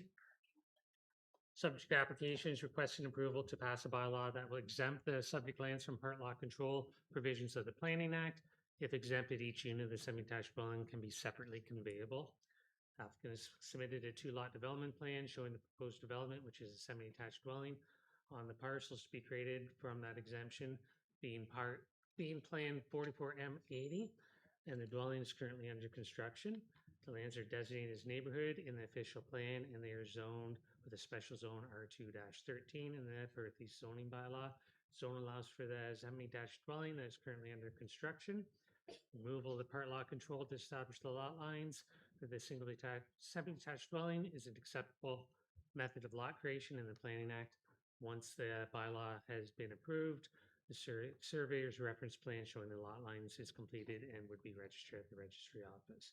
Plan would then be bylaws in effect for a period of 2 years, and then the provisions of the Planning Act would be reinstated. Staff are supportive of the part lot control exemption and recommend that Perth East Council approve the application and forward the bylaw to the County of Perth for approval, and that the approved bylaw would be provided to the Township of Perth East to be registered on title. And I'll be able to answer any questions that you might have. Okay, thanks, Jeff. Questions of the report? Seeing no questions, we have a motion that Township of Perth East Council hereby receive application PLC 1-2026 submitted by Caden Keller Homes for the exemption of part lot control of lands described as Lot 24, Plan 44M80, 133 to 135 Pew Street, dated August 11, 2026 for information, and that Council approve the application submitted by Caden Keller Homes for the exemption of part lot control of lands described as Lot 24, Plan 44M80, 133-135 Pew Street in the Township of Perth East, and forwarded by Law 35-2026 to the County of Perth for approval, and that the approval bylaw be provided for the Township of Perth East to be registered on title. Moved by Jerry, second by Andrew. All in favor? Carried. Okay, and the next consent application by James Byrne, Monteith Phillips Ritzma for Julie and Grant Heinbach, and Aubrey's going to do that. So Aubrey, the floor is yours. Perfect, thank you. Consent application B23-26 was submitted by James M. Burns on behalf of Julie and Grant Heinbach for the lands at 2796 line 29. The consent application intends to sever a lot with an area of approximately 0.9 hectares or 2.2 acres, occupied with a single detached dwelling, accessory structure, and a pool. The retained lands are vacant and will remain in agricultural production. The lands are designated agriculture with a provincially significant woodland in the Natural Heritage Features Overlay in the Perth County Official Plan.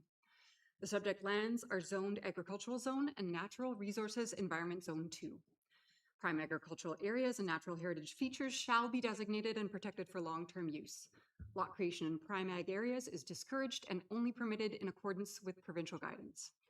The surplus residential dwelling will require a rezoning of the severed lands to conform to the zoning bylaw. The retained lands will also require a rezoning to prohibit any new permanent residential dwellings. Both requirements are within the conditions of the report. Planning staff are satisfied that the subject application meets the requirements of the provincial planning statement and the Perth County official plan for the following reasons. The proposed residential lot is limited in size and does not remove prime ag lands. The consolidated farm operation will have 2 farm properties, both containing a habitable dwelling. The subject lands to be severed contain a residence that is habitable and meets the 10-year minimum requirement. There is no previous separation of the subject lands for residential purposes. There are no livestock buildings, so MDS 1 setback requirements do not need to be met.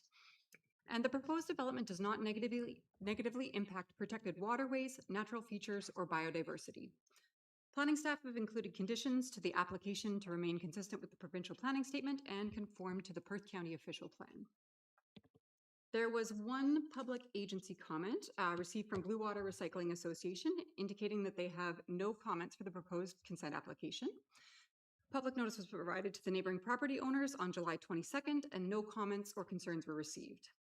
There is a minor change to Perth County condition number 4 from the council agenda package, and it is just that the proposed buyers be listed as Diane Danon and Theodore Danon, not the company name, which is Danesville Holstein Limited. Planning staff are supportive of the proposed severance, subject to the conditions of consent approval being fulfilled, and therefore approval of the consent is recommended. I'm happy to answer any questions. Okay, thanks, Aubrey. We do have the applicant online if council wishes to waive procedure and have her speak to it. Is that okay? Okay. Welcome to Perth Council, Leanne. If you wish to speak, the floor is yours. Thank you, Madam Mayor, councillors, and staff, and everyone else in attendance this evening. I don't have any comments to make other than we wish to thank you for entertaining the application and taking the time to visit the issue this evening. Thank you, and I'm willing to answer any questions if you have them. Okay, thank you. Any questions from council on the application? Hugh? Yeah, I always assumed that when we were doing these severances that the person getting the severance actually owned the property. Now, Danons don't own the property yet, so we're not putting the cart in front of the horse here. Through you, Mayor Eggets. So this is what would be colloquially referred to as a reverse SFD. So the party that is purchasing the lands will be a consolidated farm operation by virtue of the fact that they already have a property with a residence on site. And so they meet the requirements under the provincial policy. But they don't own land yet. No, but again, as a condition of the severance, they are the only party privy to the purchase because they meet that consolidated farm operation with this purchase of the land. And then the residence becomes surplus to their needs at the time of purchase. So this allows the severance of the residential lands. Okay. No, I still think that you should own it before you start doing the severance. And I thought that was too good. Can people purchase, like, that's one of the conditions, they'll purchase a property if that house gets severed off. And I think we've seen them before, and that's what we're seeing here again, right? Through you, Mayor Eggets, that is correct. This is a very common practice, yes. Yeah. The purchasing party has confirmed that they are a consolidated farm operation with the purchase of this. Yeah. Again, it just severs the residential lands, which are surplus to their farming needs. Okay, other questions? If not, well, we have a motion that Township of Perth East Council advise the Land Division Committee or its delegated authority that the Township of Perth East supports application file B23-26 submitted on behalf of Julian Grant Heinbach for lands described as West Part Lot 35, Concession 4, Township of Perth East, municipally known as 2796, line 29, subject to the following conditions. We have 5 Perth East conditions. I'll try to give you the condensed form. The first one is a letter provided by the clerk, advising Secretary Treasurer, the Land Division Committee, all the requirements for the township, finances, services, and otherwise have been compiled with. The second one, confirmation be received that the apportionment schedule of municipal drains in the area are reviewed and updated.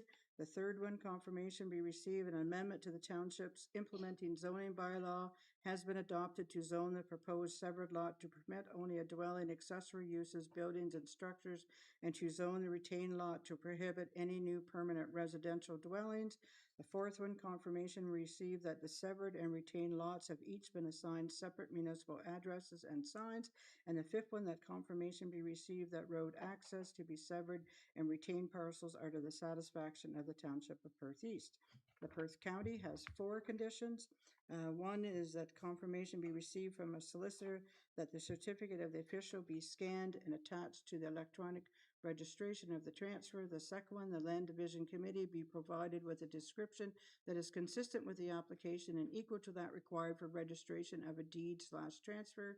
The third one, the confirmation be received the property owner has entered into an agreement with the County of Perth to prohibit any new permanent residential dwellings on the retained farm lot. And the fourth one is that the undertaking be received from a solicitor stating that the retained farm parcel will be sold to the proposed buyers, Diane Danon and Theodore Danon, as the existing farm dwelling is surplus to their needs.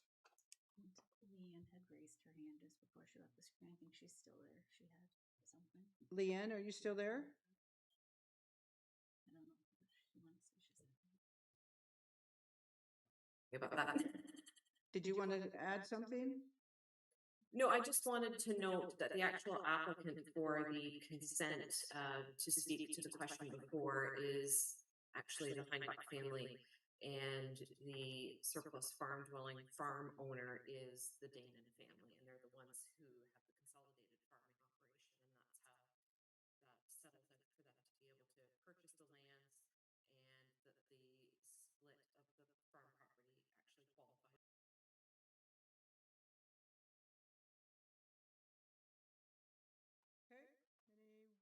Anyone have any questions? We need a mover and a seconder for that motion. Moved by Amanda, second by Andrew.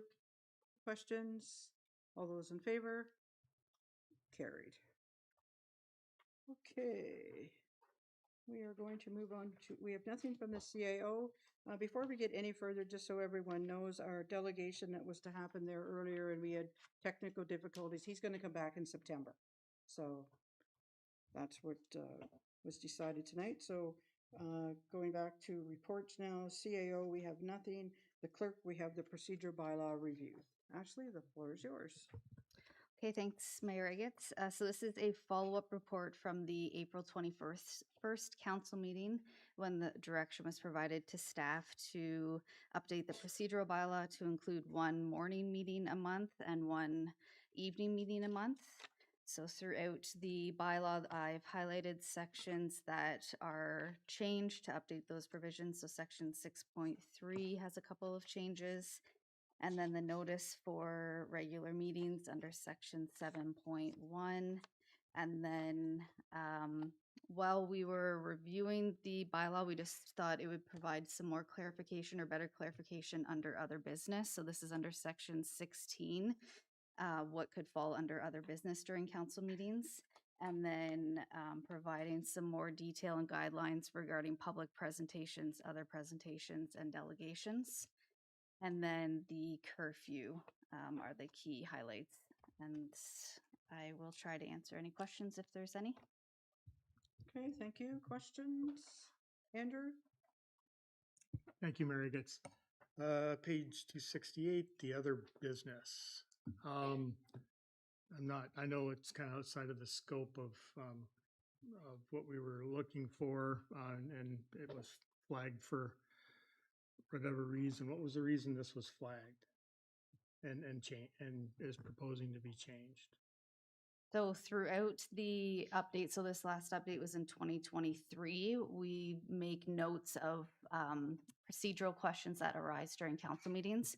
So there's a couple of instances where council members brought forward items that it wasn't quite clear where we should place those on the agenda, whether it's under an announcement or other business or a notice of motion. So this would capture something that's not looking to be necessarily a notice of motion, but just providing another piece of information and not an announcement either, if that makes sense. Yeah, I have a few more. I'm just trying to understand it. So urgent matters that cannot be reasonably deferred. So do we not have policy already in the veil of a emergency meeting? It was 24 hours to get that we could do that same thing. I'm just not sure, transparency wise, whether I'm in favor of that one there, just because you won't know about it till almost the end of the agenda, right? It seems like there's some jeopardy there. So that's be my comment on that. Yeah, minor informational updates. So what, so this here, what would you expect as a clerk, and I don't know if it drills down anywhere else in our policy about like an example of what other business would be like, an item that would be different? Would it be like business? It seems like it should be business. You have business arising from close, but you don't have a business arising from the meeting. It's possibly something contained in the meeting that's already on the agenda might be more appropriate.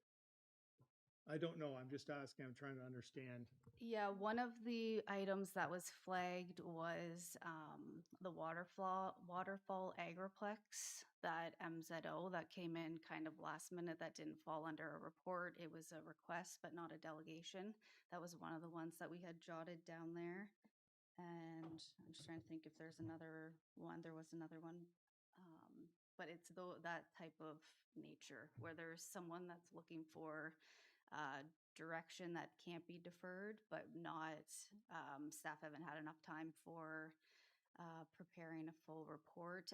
Something else could be road closure. So we've had recent kind of road closure last minute requests that haven't made it into our timeline, our notice timeline. So that could be something else if council or staff feels that it is something that shouldn't be deferred. So it's not a regular like housekeeping item or right. Yeah, new recreation facility or something like that. And is Yeah, that with this no substantial substantive decision shall be made on matters introduced under other business unless it's added to the agenda. So this seems to be opposite to what we just talked about because we're adding it verbally.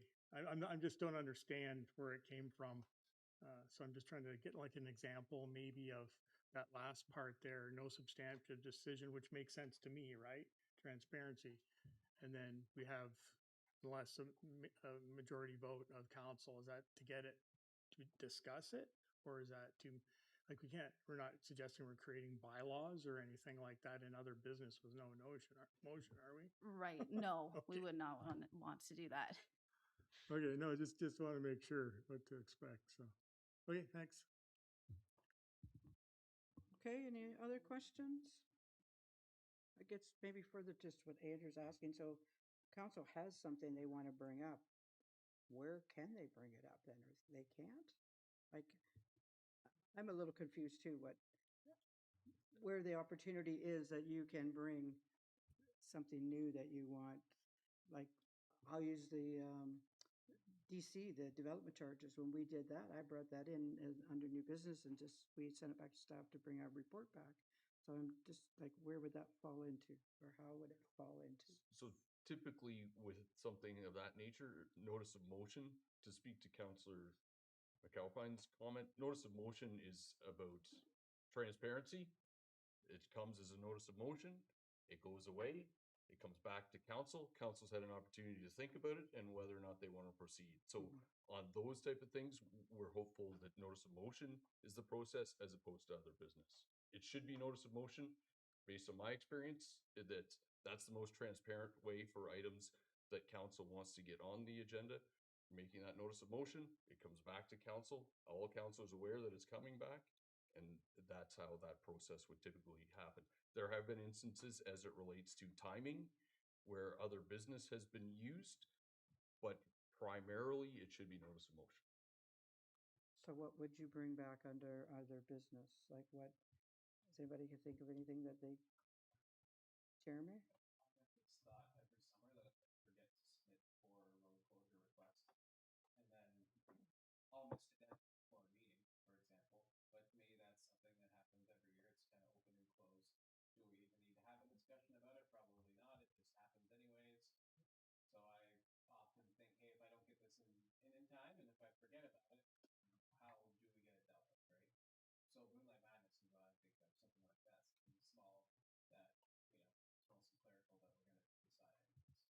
that's immediately what I thought when I read that. Amanda? Just a question, wouldn't another example be, because this minor informational update, so for example, often like when we say, is there any council like reports, and then you want to do a plug for a community barbecue coming up, that's not really a report because it's not a committee of council, but it's something that you want to share. That would also, I would think, when I read that, would be another sort of example and a nice to have. If I'm not mistaken, that's. Anyone else? Gary? Just as a matter of finding out what we have done in the past under other business, can we not go back to our minutes? I can't get into them right now. If there's something going on with the website. Can we not go back to our minutes and say, and look through what, just as examples, what have we brought up under other business? We should be able to see that. I can't remember everything, but we should be able to find it. Andrew? No, it's a good conversation. I'm so just deferred to Robert's rules because it doesn't seem to be in our procedural bylaw, and it does speak to kind of everything we're talking about. I just want to know that this isn't for anything else other than minor, very soft topics, and there's no decisions going to be made. And it does say that in there, but that's kind of. Certainly that's staff's intent. And to Councillor Matheson's point, decisions are being made, but I would say there aren't decisions that are necessarily having major impacts on procedure, policy. We're not passing bylaws or closing a road for a parade or an event, something of that nature. Is there some discretion around this? Absolutely. Okay. But it's certainly not, we don't want to open up that other business becomes a way to 2 hours before the meeting say, well, I'd like to bring a new procedural bylaw forward under other business. That's not the intent for sure. It's more of to address things that might be time sensitive, but don't necessarily trigger a full report or a full policy review or things of that nature. Those items should be addressed through notice of motion. Yeah, thank you for clarifying that. It seems like it's more of just an open forum part for council members to express ideas in some ways. I just want to I don't want to put my hand up for this and move this ahead if it's not something that I'm comfortable with. So would that be fair to say it's just kind of a open floor for members type of thing? Or is that what's envisioned, or is there something else that you guys were thinking of? I think Councillor Broadhagen hit on a good example. It's an opportunity for council to share information that they have been privy to that's not currently in the agenda, whether it's a community event or a Moonlight Madness. Those are the things that we as a staff are envisioning. If it's more complex than that, again, the encouragement is to go through notice of motion. Okay, anyone else? If not, then we do have a motion that reads that the Council of the Township of Perth East received the report entitled Procedural Bylaw Revision CLE-2026-29 dated August 11, 2026, prepared by the Manager of Legislative Services / Municipal Clerk for information, and that 3 readings be given to Bylaw 36-2026, being a bylaw to adopt a policy to govern the calling, place, and proceedings of council and committees of the Township of Perth East and repeal Bylaw 68-2023. I need a mover and a seconder. Moved by Hugh, second by Bob. All those in favor? Carried. Okay, thanks, Ashley. Now we're going to move to finance. Paul's got a whole lot of things to tell us. So the first one is the 2025 year-end analysis. Paula, the floor is yours. Thank you, Mayor Agates. Before council tonight is the recommendation on dealing with the ending surplus from 2025. Council approved the 2025 audited financial statements at the meeting on the council meeting on July 14th. We ended 2025 with a surplus of $392,354. This surplus is recommended to be transferred to the following reserves based on the 2025 activity analysis, expense trends being experienced, and anticipated projects in the 2027 budget.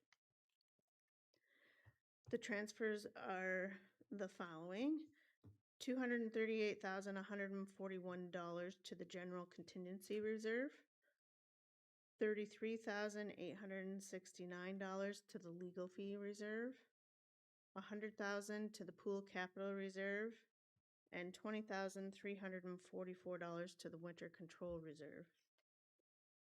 Now I can go into the rationale for each individual recommendation, but they are explained in my report. So if there's any questions, I'd be happy to answer. Okay, thanks, Paula. Questions of the report? Andrew? Thank you, Mary. So I think I've asked this question before. I'm just want to make sure I understand it. So where did the surplus come from? Was it multiple items, efficiencies, projects not realized? Generally, where does the money come from? A good amount of money.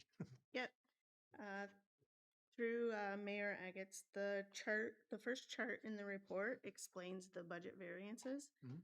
I went through, I didn't go to the minor dollars here and there because the chart would be huge. I went to the larger items that affected the surplus deficit. So on the chart, the general government had a surplus of $541,000. And it's mainly due to there was higher than anticipated investment interest received. That was the big one. There's council training, conferences, clerks, and finance wages were lower than anticipated. So those line items were under budget. As well as there was insurance reimbursement of legal expenses that wasn't budgeted. So.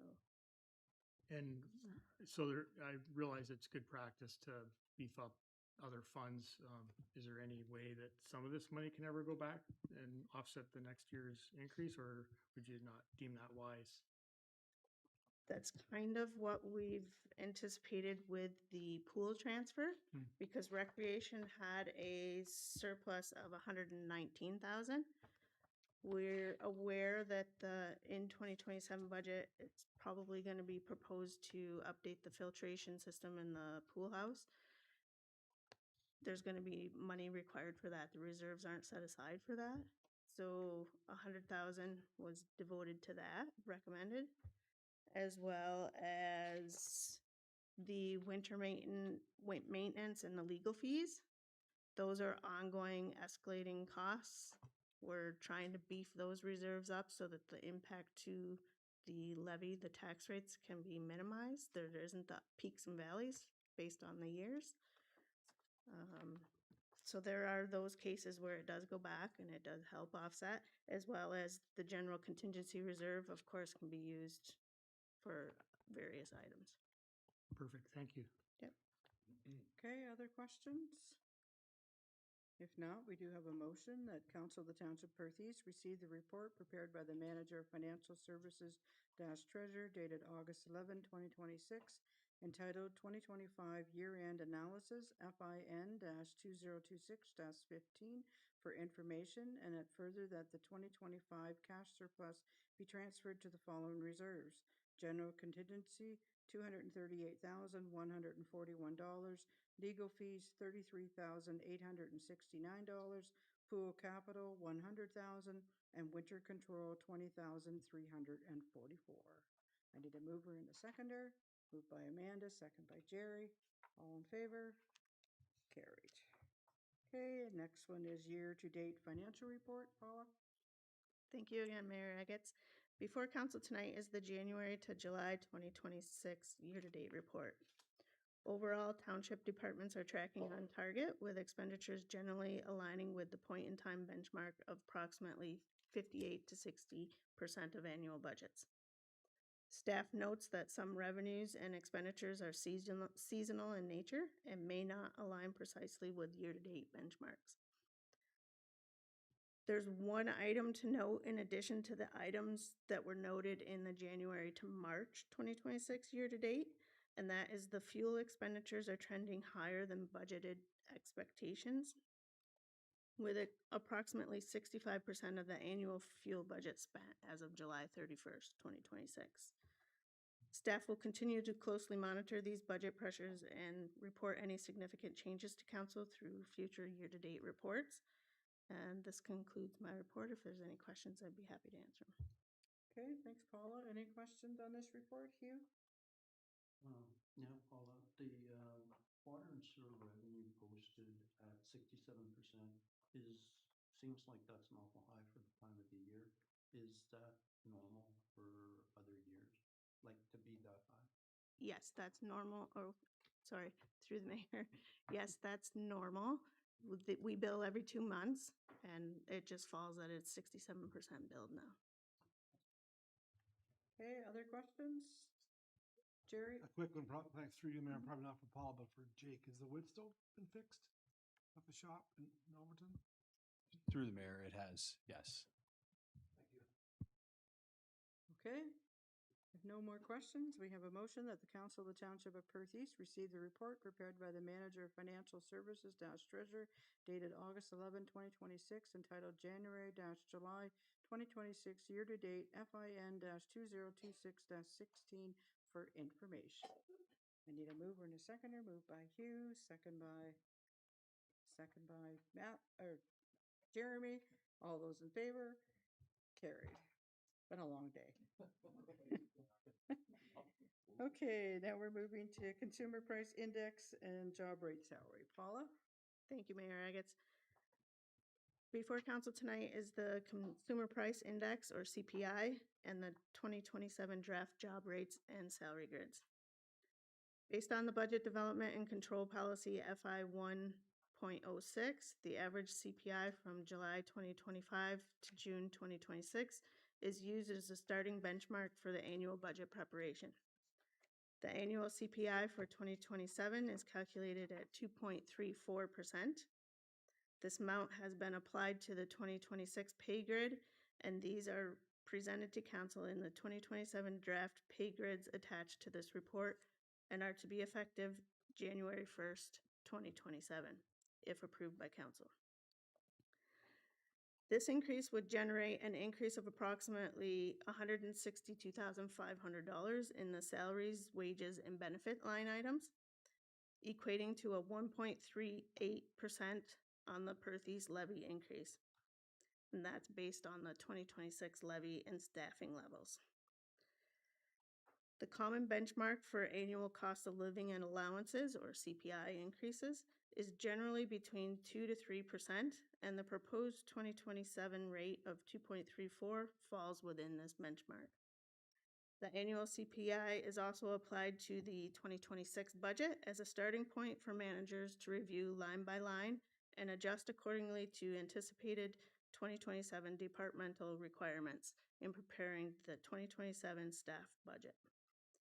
The township follows the CRA mileage allowance rates, and the 2027 rates have not been released as of yet. Once this rate is available, it will be incorporated into the draft 2027 staff budget. This concludes my report, and I'd be happy to answer any questions. Thanks, Paula. Questions of the report? Andrew? Thank you, Mary. It's just to confirm, I think I'm reading this correctly. Treasurer Michaels is, so all the employer contributions and everything are included in that 162, or is that, okay, thank Correct. you. Yeah, okay. Other questions? If not, we have a motion that Council of the Township of Perth East receive the report entitled Consumer Price Index and 2027 Job Rate / Salary Grid dated August 11, 2026, prepared by the Manager of Financial Services Treasurer for information, and that the Consumer Price Index CPI rate of 2.34% as averaged from July 2025 to June 2026 be used as the base budget benchmark as outlined under Perth East Budget and Control Policy FI-1.06, and that the 2027 adjustment to the Township of Perth East pay grid be 2.34% effective January 1, 2027, and all Perth East and Perth East Library full and part-time salary and hourly wages, including seasonal and casual, council annual and meeting rates, and volunteer firefighting on-call hourly rate, training rate, practice rate, office pay, and mutual aid meeting rates. I need a mover and a seconder for all that. Moved by Bob, second by Amanda. All in favor? Carried. Okay, our next report is development charges bylaw extension. Paula? Thank you, Mayor Agates. This report seeks council approval to amend the township's current development charges, or DC bylaw, number 59-2021. And that's to extend its life from November 4th, 2026 to November 4th, 2031. This will ensure that the township can continue collecting development charges while a comprehensive DC review and update is completed in 2027. Since the passing of bylaw 59-2021 in November of 2021, provincial legislation has changed, increasing the maximum life of a DC bylaw from 5 years to 10 years. Additional legislative changes now allow municipalities to amend an existing bylaw's expiry date without requiring a new development charges background study or the full statutory public process.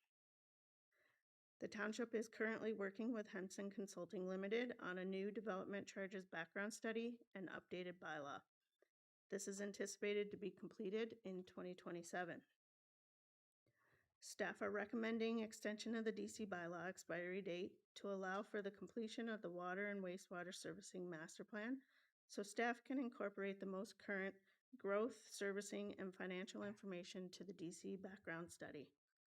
An extension to the DC bylaw expiry date will also ensure uninterrupted collection of development charges beyond November 4th of 2026. The timeline included in the memo provided by Henson Consulting attached to this report is staff's best estimate at this point and may need to be adjusted if necessary. It is anticipated, however, that the DC background study and updated DC bylaw, as stated before, will be completed during 2027. Required notice of the DC bylaw amendment will be provided following, as required, following the council approval. This concludes my report. If there's any questions, I'd be happy to answer them. Thanks, Paula. Questions of the report?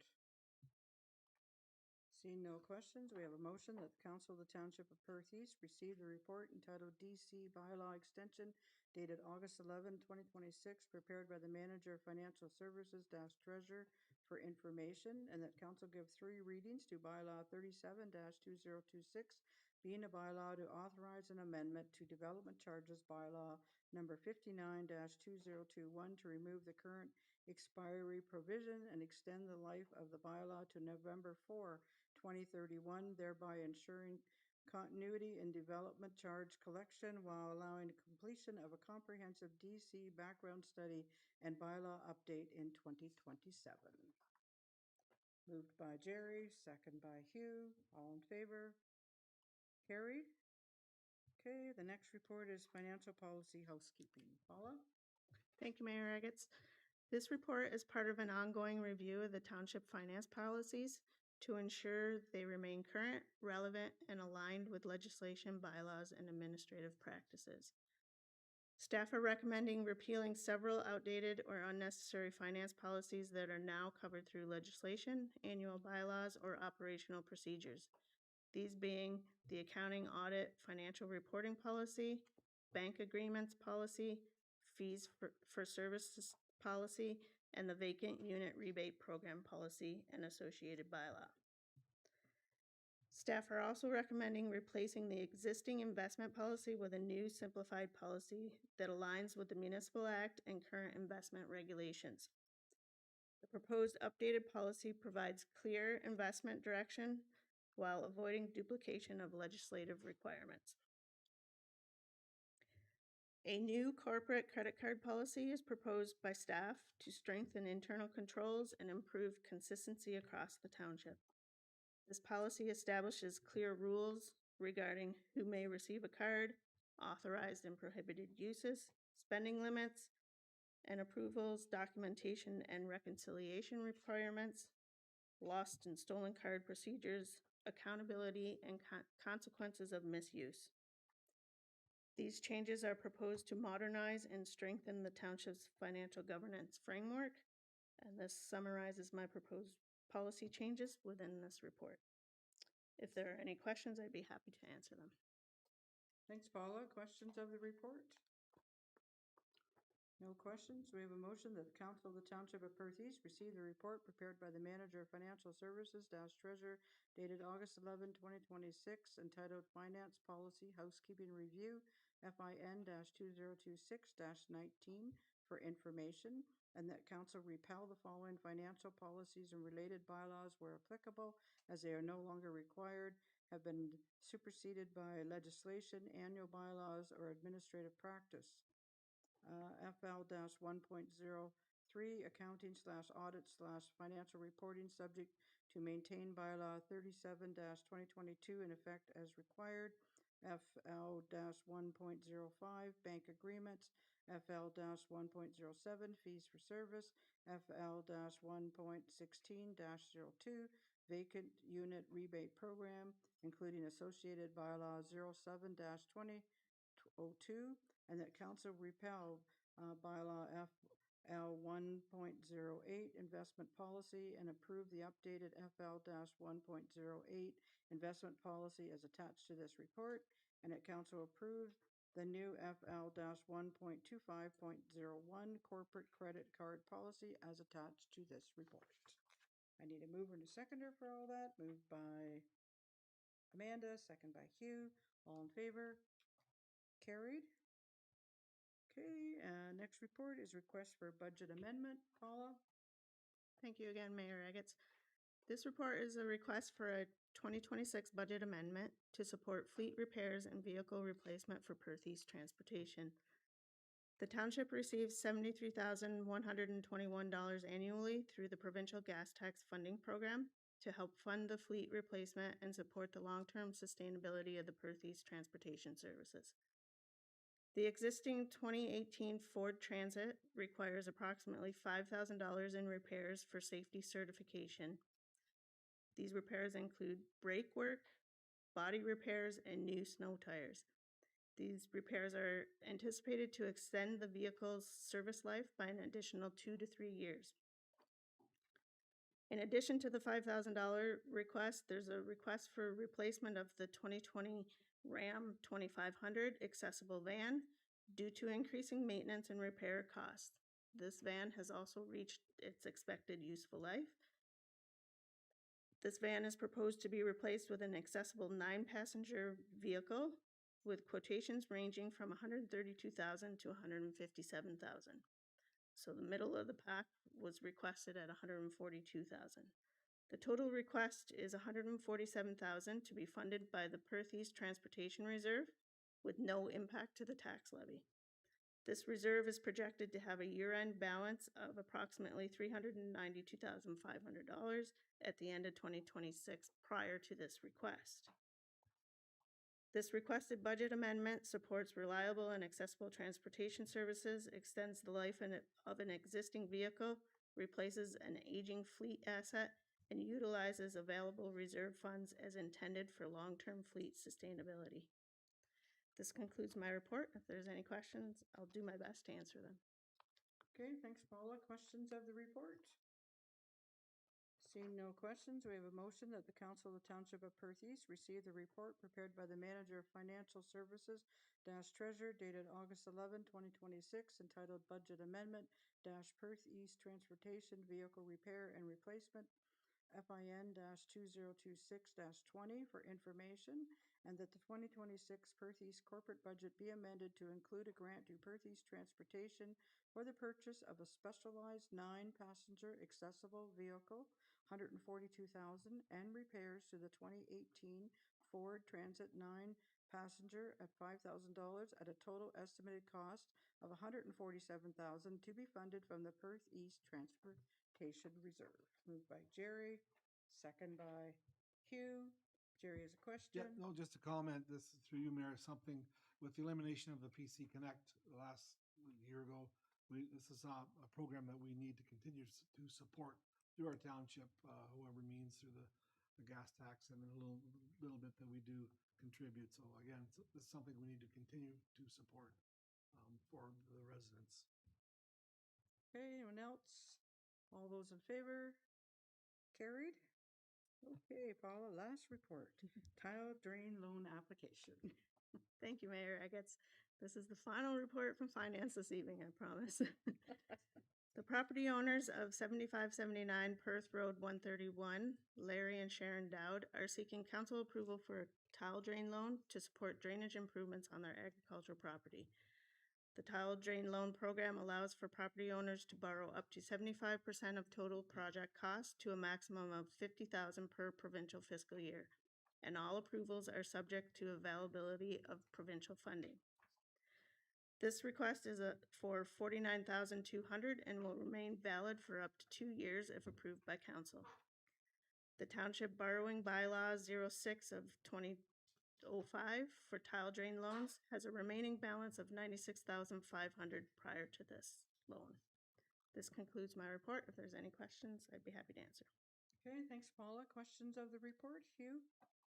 Paul, I was just wondering, what's the interest rate on that? Through the mayor, it's 6%. And is that a variable rate or is that flat? Through the mayor, nope, that hasn't changed in my lifetime of doing tile drain loans. You're not that old. Thank you. Okay, other questions? Seeing none, we have a motion that Council of the Township Perth East receive the report prepared by the Deputy Treasurer / Asset Management Coordinator and Manager of Financial Services / Treasurer dated August 11, 2026, entitled Tile Loan Application, Larry and Sharon Dowd, FIN-2026-21 for information, and further that council approve the application for a tile drainage loan of $49,200 to drain lands described as Concession 10, Lot 7, Mornington Ward, owner of property roll number 3110-320-004-01900-0000,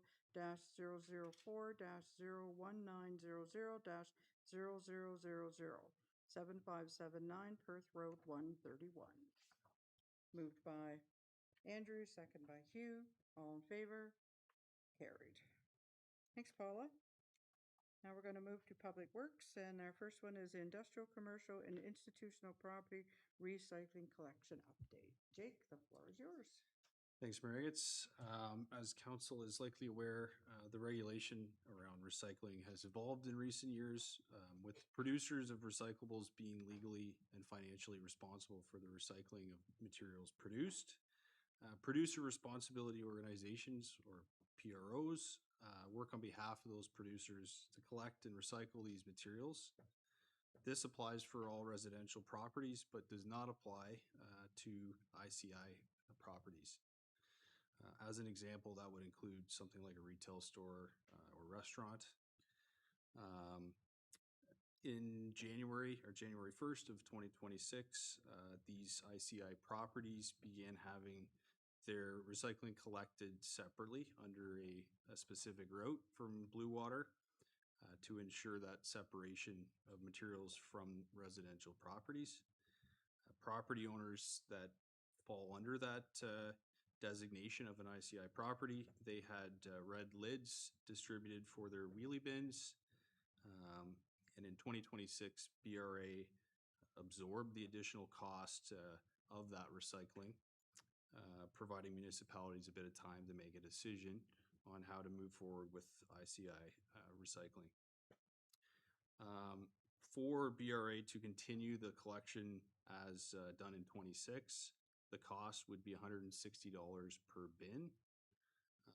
In 2026, there were 251 bins for ICI labeled properties. So from a staff's perspective, there's three kind of general options for council to consider as it relates to ICI recycling beginning in 2027. Option one being the township absorbs the cost of ICI recycling across the tax base. Option two, township implements cost recovery through user fees, where these ICI properties would be charged $160 per bin, and this would be added to the tax bill in the same fashion as waste bins currently are. And lastly, option three, ICI collection would be discontinued, and these properties would have to seek private solutions for collection of recyclables.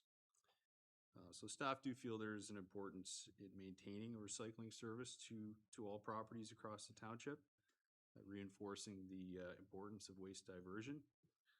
And with that, they're recommending council proceed with option 2, implementing a cost recovery system for those properties falling under the ICI designation. If there's any questions with that, I'll try to answer. Thanks, Jake. Questions, Amanda? Within the 251 properties that were identified, do we have a breakdown of how many of those are churches, daycares, also municipal, like the library would also be categorized under ICNIs, not just strictly businesses and restaurants? Do we have a breakdown of the categories? Reason like I'm asking that is like, so I'm kind of torn between option 1 and option 2, because of like the churches and the daycares and like some of those other folks. For the business, I think the $160 is like a fairly, like I've seen some numbers come out of other municipalities, and this is actually very reasonable, which also brings me to my other question. Sorry, I have multiple questions. Is how long would this contract be? Like, is this going to be a cost that we're going to see increase every year? Because like was actually pleasantly surprised at the cost. Like it's quite reasonable. And I know that different municipalities have chosen different routes, and there's some municipalities where they've said, hey, you're on your own, and they have to contract, and it ends up being crazy expensive. So I don't know if you have any more insight into the categories within the 251, also recognizing if there's new businesses, then that will grow, and just around the contract that we would have or how that would work with Blue Water on the ICNI bid and managing the fee. Through the mayor, your first question, I'll try to go in order. There was a list provided of every address. I have not analyzed that to break that down into different ICI properties, so to speak. It's certainly something I can do. But in terms of costs, it's basically, this is 2027's cost. It is anticipated that the cost of bin will increase similar to CPI annually, as does our waste. So that's what my expectation would be. Now, I do think, similar to waste, the cost, if you had additional users come aboard, they would be considered in that cost increase. But again, there would likely be a cost increase annually, like most things. Now, I would also just add, Blue Water is seeking an answer just so they have a plan in terms of 2027. So if council elected to defer, I would, being option 1 or 2 would allow me to at least give Blue Water the direction to plan for our collection next year, but just a comment. Just one other, it's a comment, just so as this all, whatever decision is made, should option 2 happen, I strongly advise we have a really good communications plan, because I have seen this go sideways in other municipalities in my previous job, and it was a nightmare. And the social posts and the angry, it will, like, that is something that needs to be prepared for and planned for. So just full disclosure on that. I've seen it happen. This is a tricky one because costs are going to continue to increase, I think, on the recycling bit. This is still fairly reasonable and manageable right now, but it could skyrocket. And I think this is why the pros wanted to get out of the business of doing ICNIs, because of the cost to do it. Okay, anyone else? You?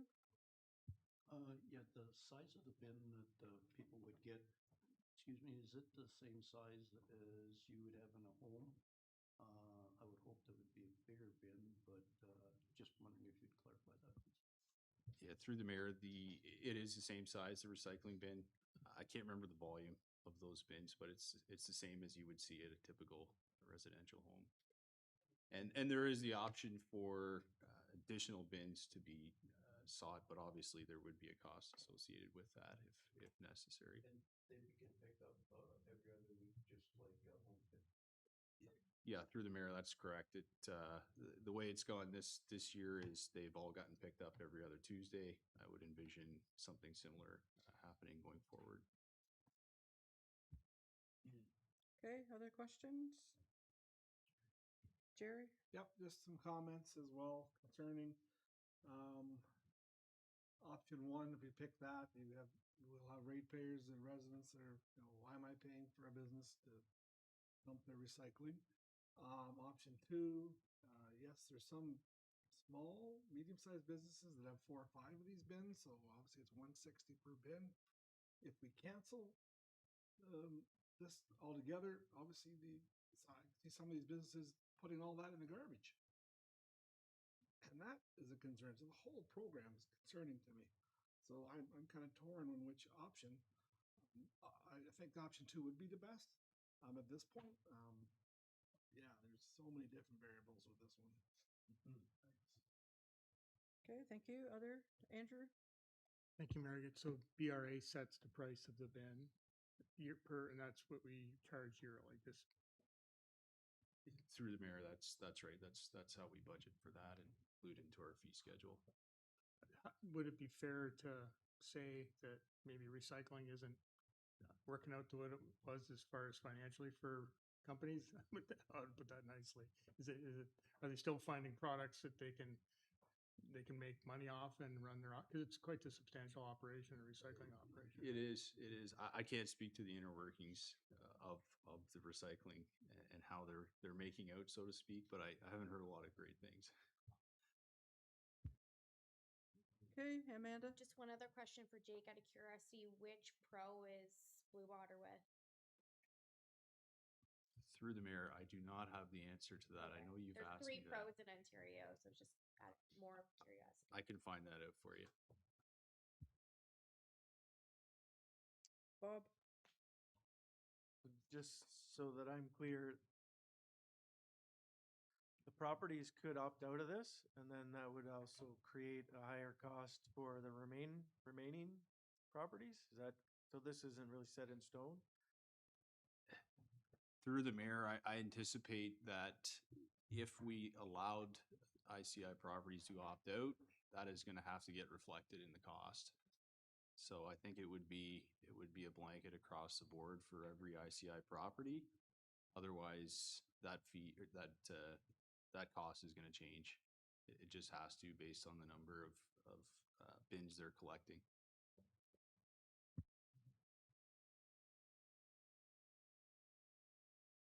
Are you done? We got more. You have more then? Okay, go ahead. Okay, so I'm a church and I say I'm not paying the 160, I want out, and you say you can't because it's gonna change the price for everybody else. Like I understand it, but I just think it's really confusing to go out to people and say these are the changes the province has made and we have to cover our costs. But someone's gonna say, I'll just throw it in, huge ditch there like I normally do and carry on, right? Through the mayor, yeah, I knew that was certainly going to come up. There's likely when communications are distributed, you're going to have those asking out. So I think we need to be prepared with an answer on how we want to address that. My recommendation would be to apply it across the board. Otherwise, you're going to run into trouble. Are you done? Okay, Amanda? Just one other comment so in one of my budget comments, I talk about the landfill. I'm very obsessed with the landfill because we only have so many years left of the landfill. Whatever, 10 years left, give or take. That life expectancy changes when there's growth, when there's other factors like this, and that is another big piece to factor in. And I know that there's been numerous municipalities that have advocated or tried to lobby the government to figure out a path forward on ICNI because of this very predicament. There's not any good options. So, anyways, that's just another comment as we sort of think about other bigger issues as it relates to this too. Hugh? Just thinking about that, for homes, you have to buy a garbage bin, right? Like that's put on our taxes every year. And so I'd assume that the people that have these ICIs or whatever, they're already paying for a garbage bin too, right? But we're not paying for the recycling bin, right? Through the mayor, yeah, that's correct. Oh, okay. But no, I would say that it would be probably fair that they should understand that if they don't do this, then it's going to garbage and they're gonna have to pay more one way or the other. Through the mayor, that's one of my biggest concerns. If we don't elect to offer the service, is you're going to end up with more waste in the landfill. Okay, anyone else? We do have a motion. We'll see where it goes first. Council of Township Perth East received the report prepared by the Manager of Public Works dated August 11, 2026, entitled Industrial, Commercial, and Institutional ICI Properties Recycling Collection Update PUB-2026-17 for information, and further that council directs staff to implement a user fee for the cost recovery of ICI property recycling in the 2027 fees and charges bylaw, which is option 2. Do we have a mover? Moved by Hugh, second by Jeremy. Any more comments? All those in favor? Opposed? Carried. Oops, sorry. Okay, and our second item in Public Works is the Southeast Hope landfill tire recycling. Jake? Thank you, Mayor. It's second one tonight is regarding tires. The township's been receiving tires at the Southeast Hope landfill for many years free of charge. Once a certain number of tires are amassed, basically staff reach out to a tire producer responsibility organization, or a pro, E-Trax, who arranges and manages the collection of those tires, again, free of charge. And generally this system has worked quite well in recent years, up until recently. In 2025, the province changed the tire recycling target from the previous target of 85% to 65%. On the surface, that percentage change doesn't seem dramatic, but ultimately it's led to a significant shift in the tire disposal process. Tire collection sites are beginning to overflow. They're unable to find a hauler to take those tires away, and that's essentially what's going on at our landfill right now. In 25, we experienced some delays and challenges in getting these tires collected, but it did continue, albeit sporadically. In 2026, we actually have not had tires picked up, so our capacity is exhausted. We've continued to request tire pickups through E-Trax, and we've essentially got nowhere. They can't locate a hauler to take those tires away. Across Ontario, there's several municipalities who are in a similar position as we are. This includes Wellington County, South Huron, and Norfolk County, to name a few.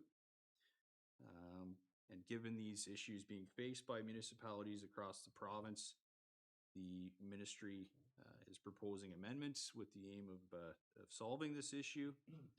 There were amendments proposed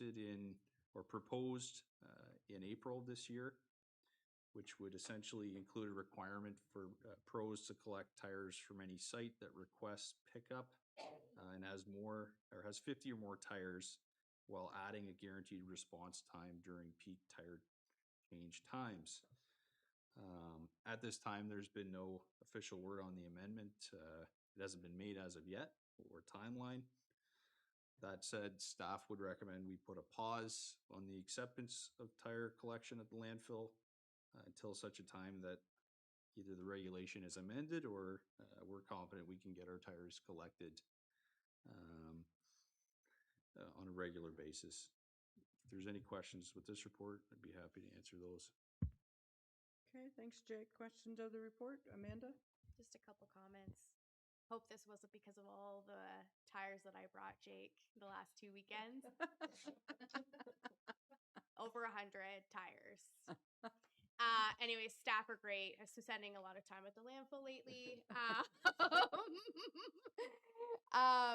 But I have heard that there may be a regulatory change that may be brought forward potentially this month.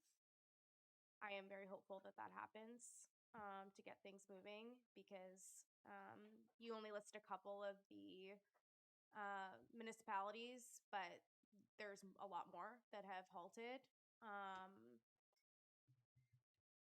Yeah, it's going to be really interesting. There is, for anyone who gets to go to the landfill, you should go to the landfill. I did take a giant picture of all the tires. There is many tractor trailer loads to take out of there.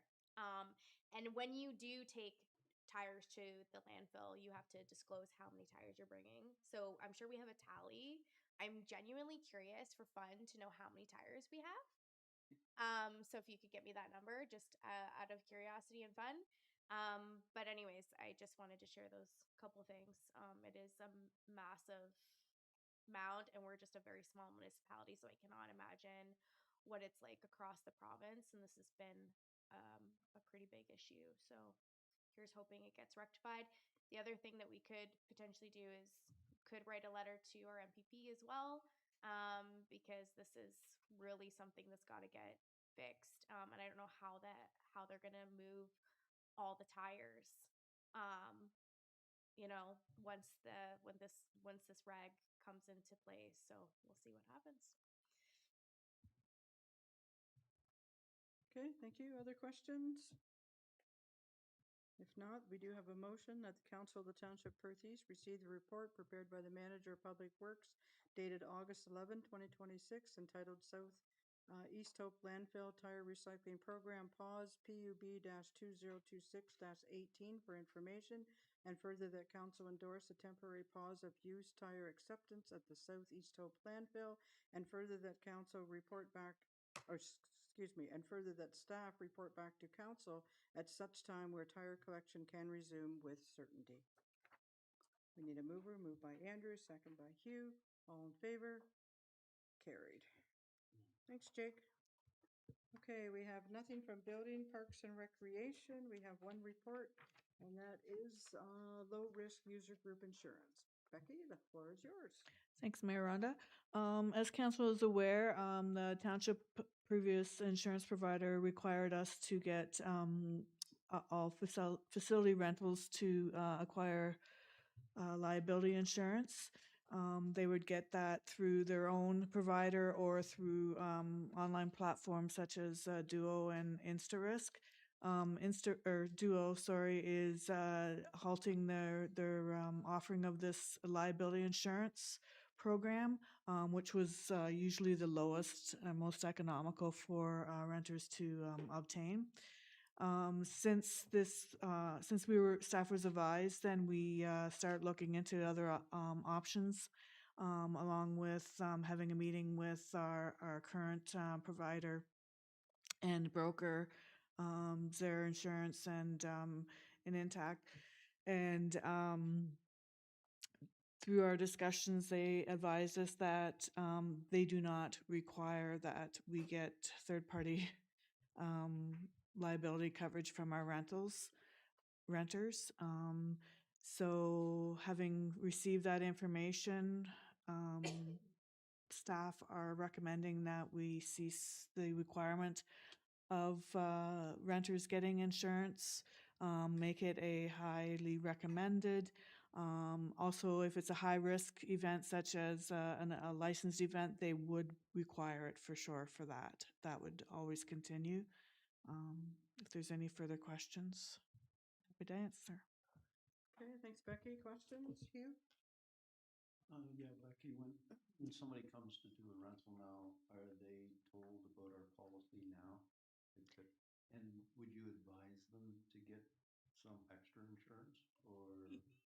Yeah, that's been our policy that any renter, whether it's, you know, a meeting with 10 people or a hall dinner, they're having to get insurance. And the fee for the insurance is all based on how long the event is, what the event is, and how many people are at the event. And any idea was the insurancer that they said that we needed this third party insurance and now they're changing?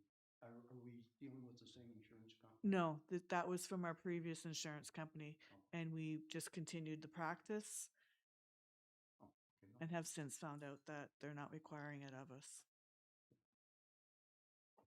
Okay, other questions? If not, we have a motion that Council of the Township of Perth East receive the report prepared by the Manager of Financial Services Treasurer and the Manager of Parks, Recreation and Community Services dated August 11, 2026, entitled Low Risk User Group Insurance for Information, and that Council discontinue the requirement for mandatory low-risk liability insurance for general facility rentals and instead number 1, require liability insurance for licensed events where alcohol is served or sold in accordance with the Township Municipal Alcohol Policy. Number 2, allow renters hosting low-risk, non-alcohol related events to obtain liability insurance at their own discretion. And number 3, continue to require renters to comply with all applicable Township facility rental policies, procedures, and conditions of use. Moved by Jerry, second by Amanda. All in favor? Carried. Okay, thanks, Becky. Thank you. We have nothing from fire. We have no correspondence. We're moving now to council and committee reports. My mayor's meeting log is there for the month of July, where I was, what I did. Any questions on any of that? If not, any council reports in any of the committees anyone sits on? Nope. Okay, so we need a motion to accept the mayor's meeting log. Moved by Hughes, second by Amanda. All in favor? Carried. Okay, now we are to bylaws. Oh my gosh. We have 9 bylaws, first and second reading. Okay, first one, bylaw 35/2026, a bylaw to exempt part lot control, PLC 1-26, and that was on 133 to 135 Pew Street, Milverton. That was item 8.1.1 tonight. The second one, bylaw 36/2026, a bylaw to establish a policy to govern the calling, placing, proceedings of council and committees and to provide public notice of meetings and to repeal bylaw 68/2023, and that was 8.3.1. Third one, bylaw 37/2026, a bylaw to amend bylaw 59/2021, and that was establishing development charges, and that was 8.4.4 tonight. Fourth one, bylaw 210/2026, a bylaw to amend bylaw 30-1999, that was 7.1.1 tonight. Number 5, a bylaw 2013/2026, a bylaw to amend bylaw 30-1999, and that was 7.1.2.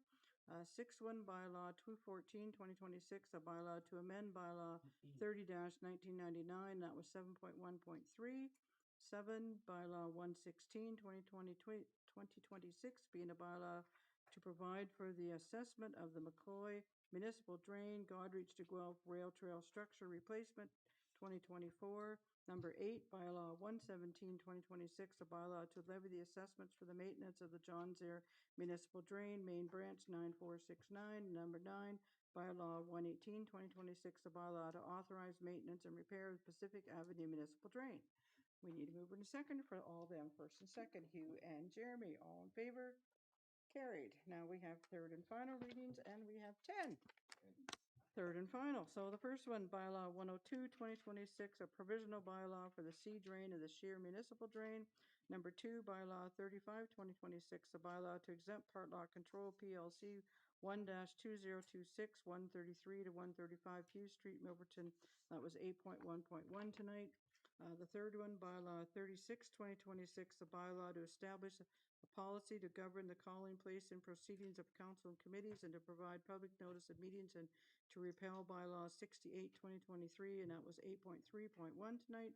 The fourth one, bylaw 37, 2026, a bylaw to amend bylaw 59, 2021, establishing development charges, and that was item 8.4.4 tonight. Number 5, bylaw 210, 2026, a bylaw to amend bylaw 30-1999, and that was item 7.1.1 tonight. The sixth, bylaw 2013, 2026, a bylaw to amend bylaw number 30-1999, that was 7.1.2 tonight.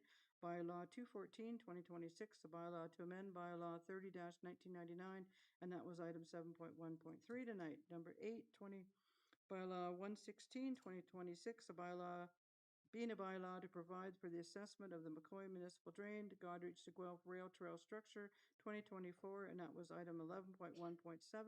The ninth, bylaw 117, 2026, a bylaw to levy the assessments for the maintenance of the John Zare Municipal Drain, Main Branch 9469, and that was 11.1.8 tonight. And the 10th one, 118, 2026, being a bylaw to authorize maintenance and repair of the Pacific Avenue Municipal Drain, and that was 11.1.9, and that is third and final reading. Jerry and Hugh, all in favor? Carried. Wow. Notice of motions? Other business? Announcements? Closed session. We do have a need for a closed session. We're also needing to extend curfew. So let's extend curfew first, that this meeting continue and move to curfew to 10:30 p.m. tonight. Moved by Jeremy, second by Andrew, all in favor, carried. Okay, we did that. My brain's thinking faster than my mouth here. But should I admit that?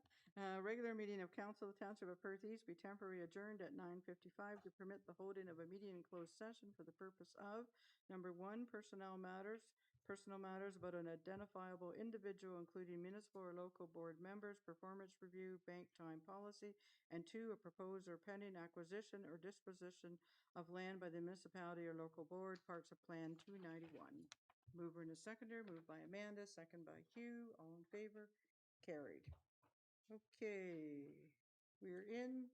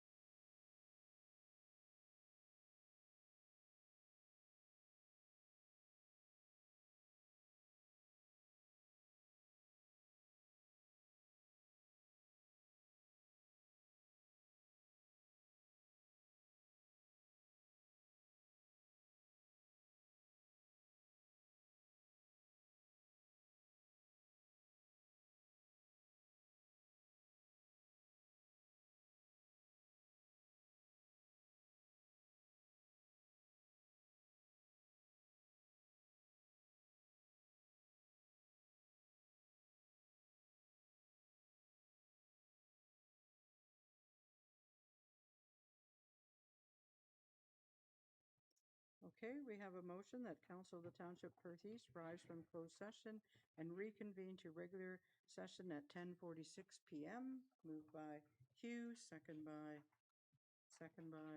Jerry. All in favor? Carried. The next motion is that a closed meeting was held and only the closed session items identified were discussed in closed session. Moved by Hugh, second by Bob. All in favor? Carried. The third one, that the minutes from the closed meeting held April 21st, 2026 were approved. Moved by Amanda, second by Hugh. All in favor? Carried. We have a motion that Council of the Township of Perth East receive the report prepared by the Chief Administrative Officer and Human Resources and Health and Safety Coordinator dated August 11, 2026, entitled Manager Council Meeting Attendance Bank Time for Information, and further that Council approves the revised management hours of work policy, replacing the current provision of an automatic 5-day of annual time in lieu with a system that provides hour-for-hour bank time for approved hours worked outside of regular working hours effective January 1, 2027, and further that Council allows managers to use their automatic 5 days of annual time in lieu for the remainder of 2026, and further that Council continues with the current practice of requiring department managers to attend all meetings of Council. We need to move by Andrew, second by Hugh. All in favor? Carried. And then we have a motion that Council of the Township of Perth East receive the report prepared by the Manager of Legislative Services / Municipal Clerk dated August 11, 2026, William Creek and Church Street sale of land, CLE-2026-30 for information, and that Council give 3 readings to Bylaw 38, 2026, being a bylaw to authorize the sale of William Street Plan 291 north of Albert Street and Part Creek Street Plan 291 north of Albert Street being comprised of all PIN 53064-0094, part of Creek Street Plan 291 between Arthur and William Street being compromised of part of PIN 53064-0040. And further that Council give 3 readings to Bylaw 39, 2026, being a bylaw to authorize the sale of part of Creek Street Plan 291 between Arthur Street and William Street being compromised of part of PIN 53064-0040, and further that Council deems the notice that had been given to constitute a sufficient alternate method of giving notice, taking into account the nature of the lands, the time sensitivity of the transaction, and prior surplus declaration, and waives any further requirement for notice. I need a mover and a seconder. Moved by Jerry, second by Amanda. All in favor? Carried. Bylaw 40, 2026, the bylaw to confirm the proceedings of Council of the Township of Perth East at its regular meeting held on August 11, 2026, be read a first, second, and third time. Moved by Jeremy, second by Hugh. All in favor? Carried. And the last motion of the night, that we adjourn at 10:50 PM. Moved by Amanda, second by Bob. All in favor? Carried. Thanks, everyone. Bye.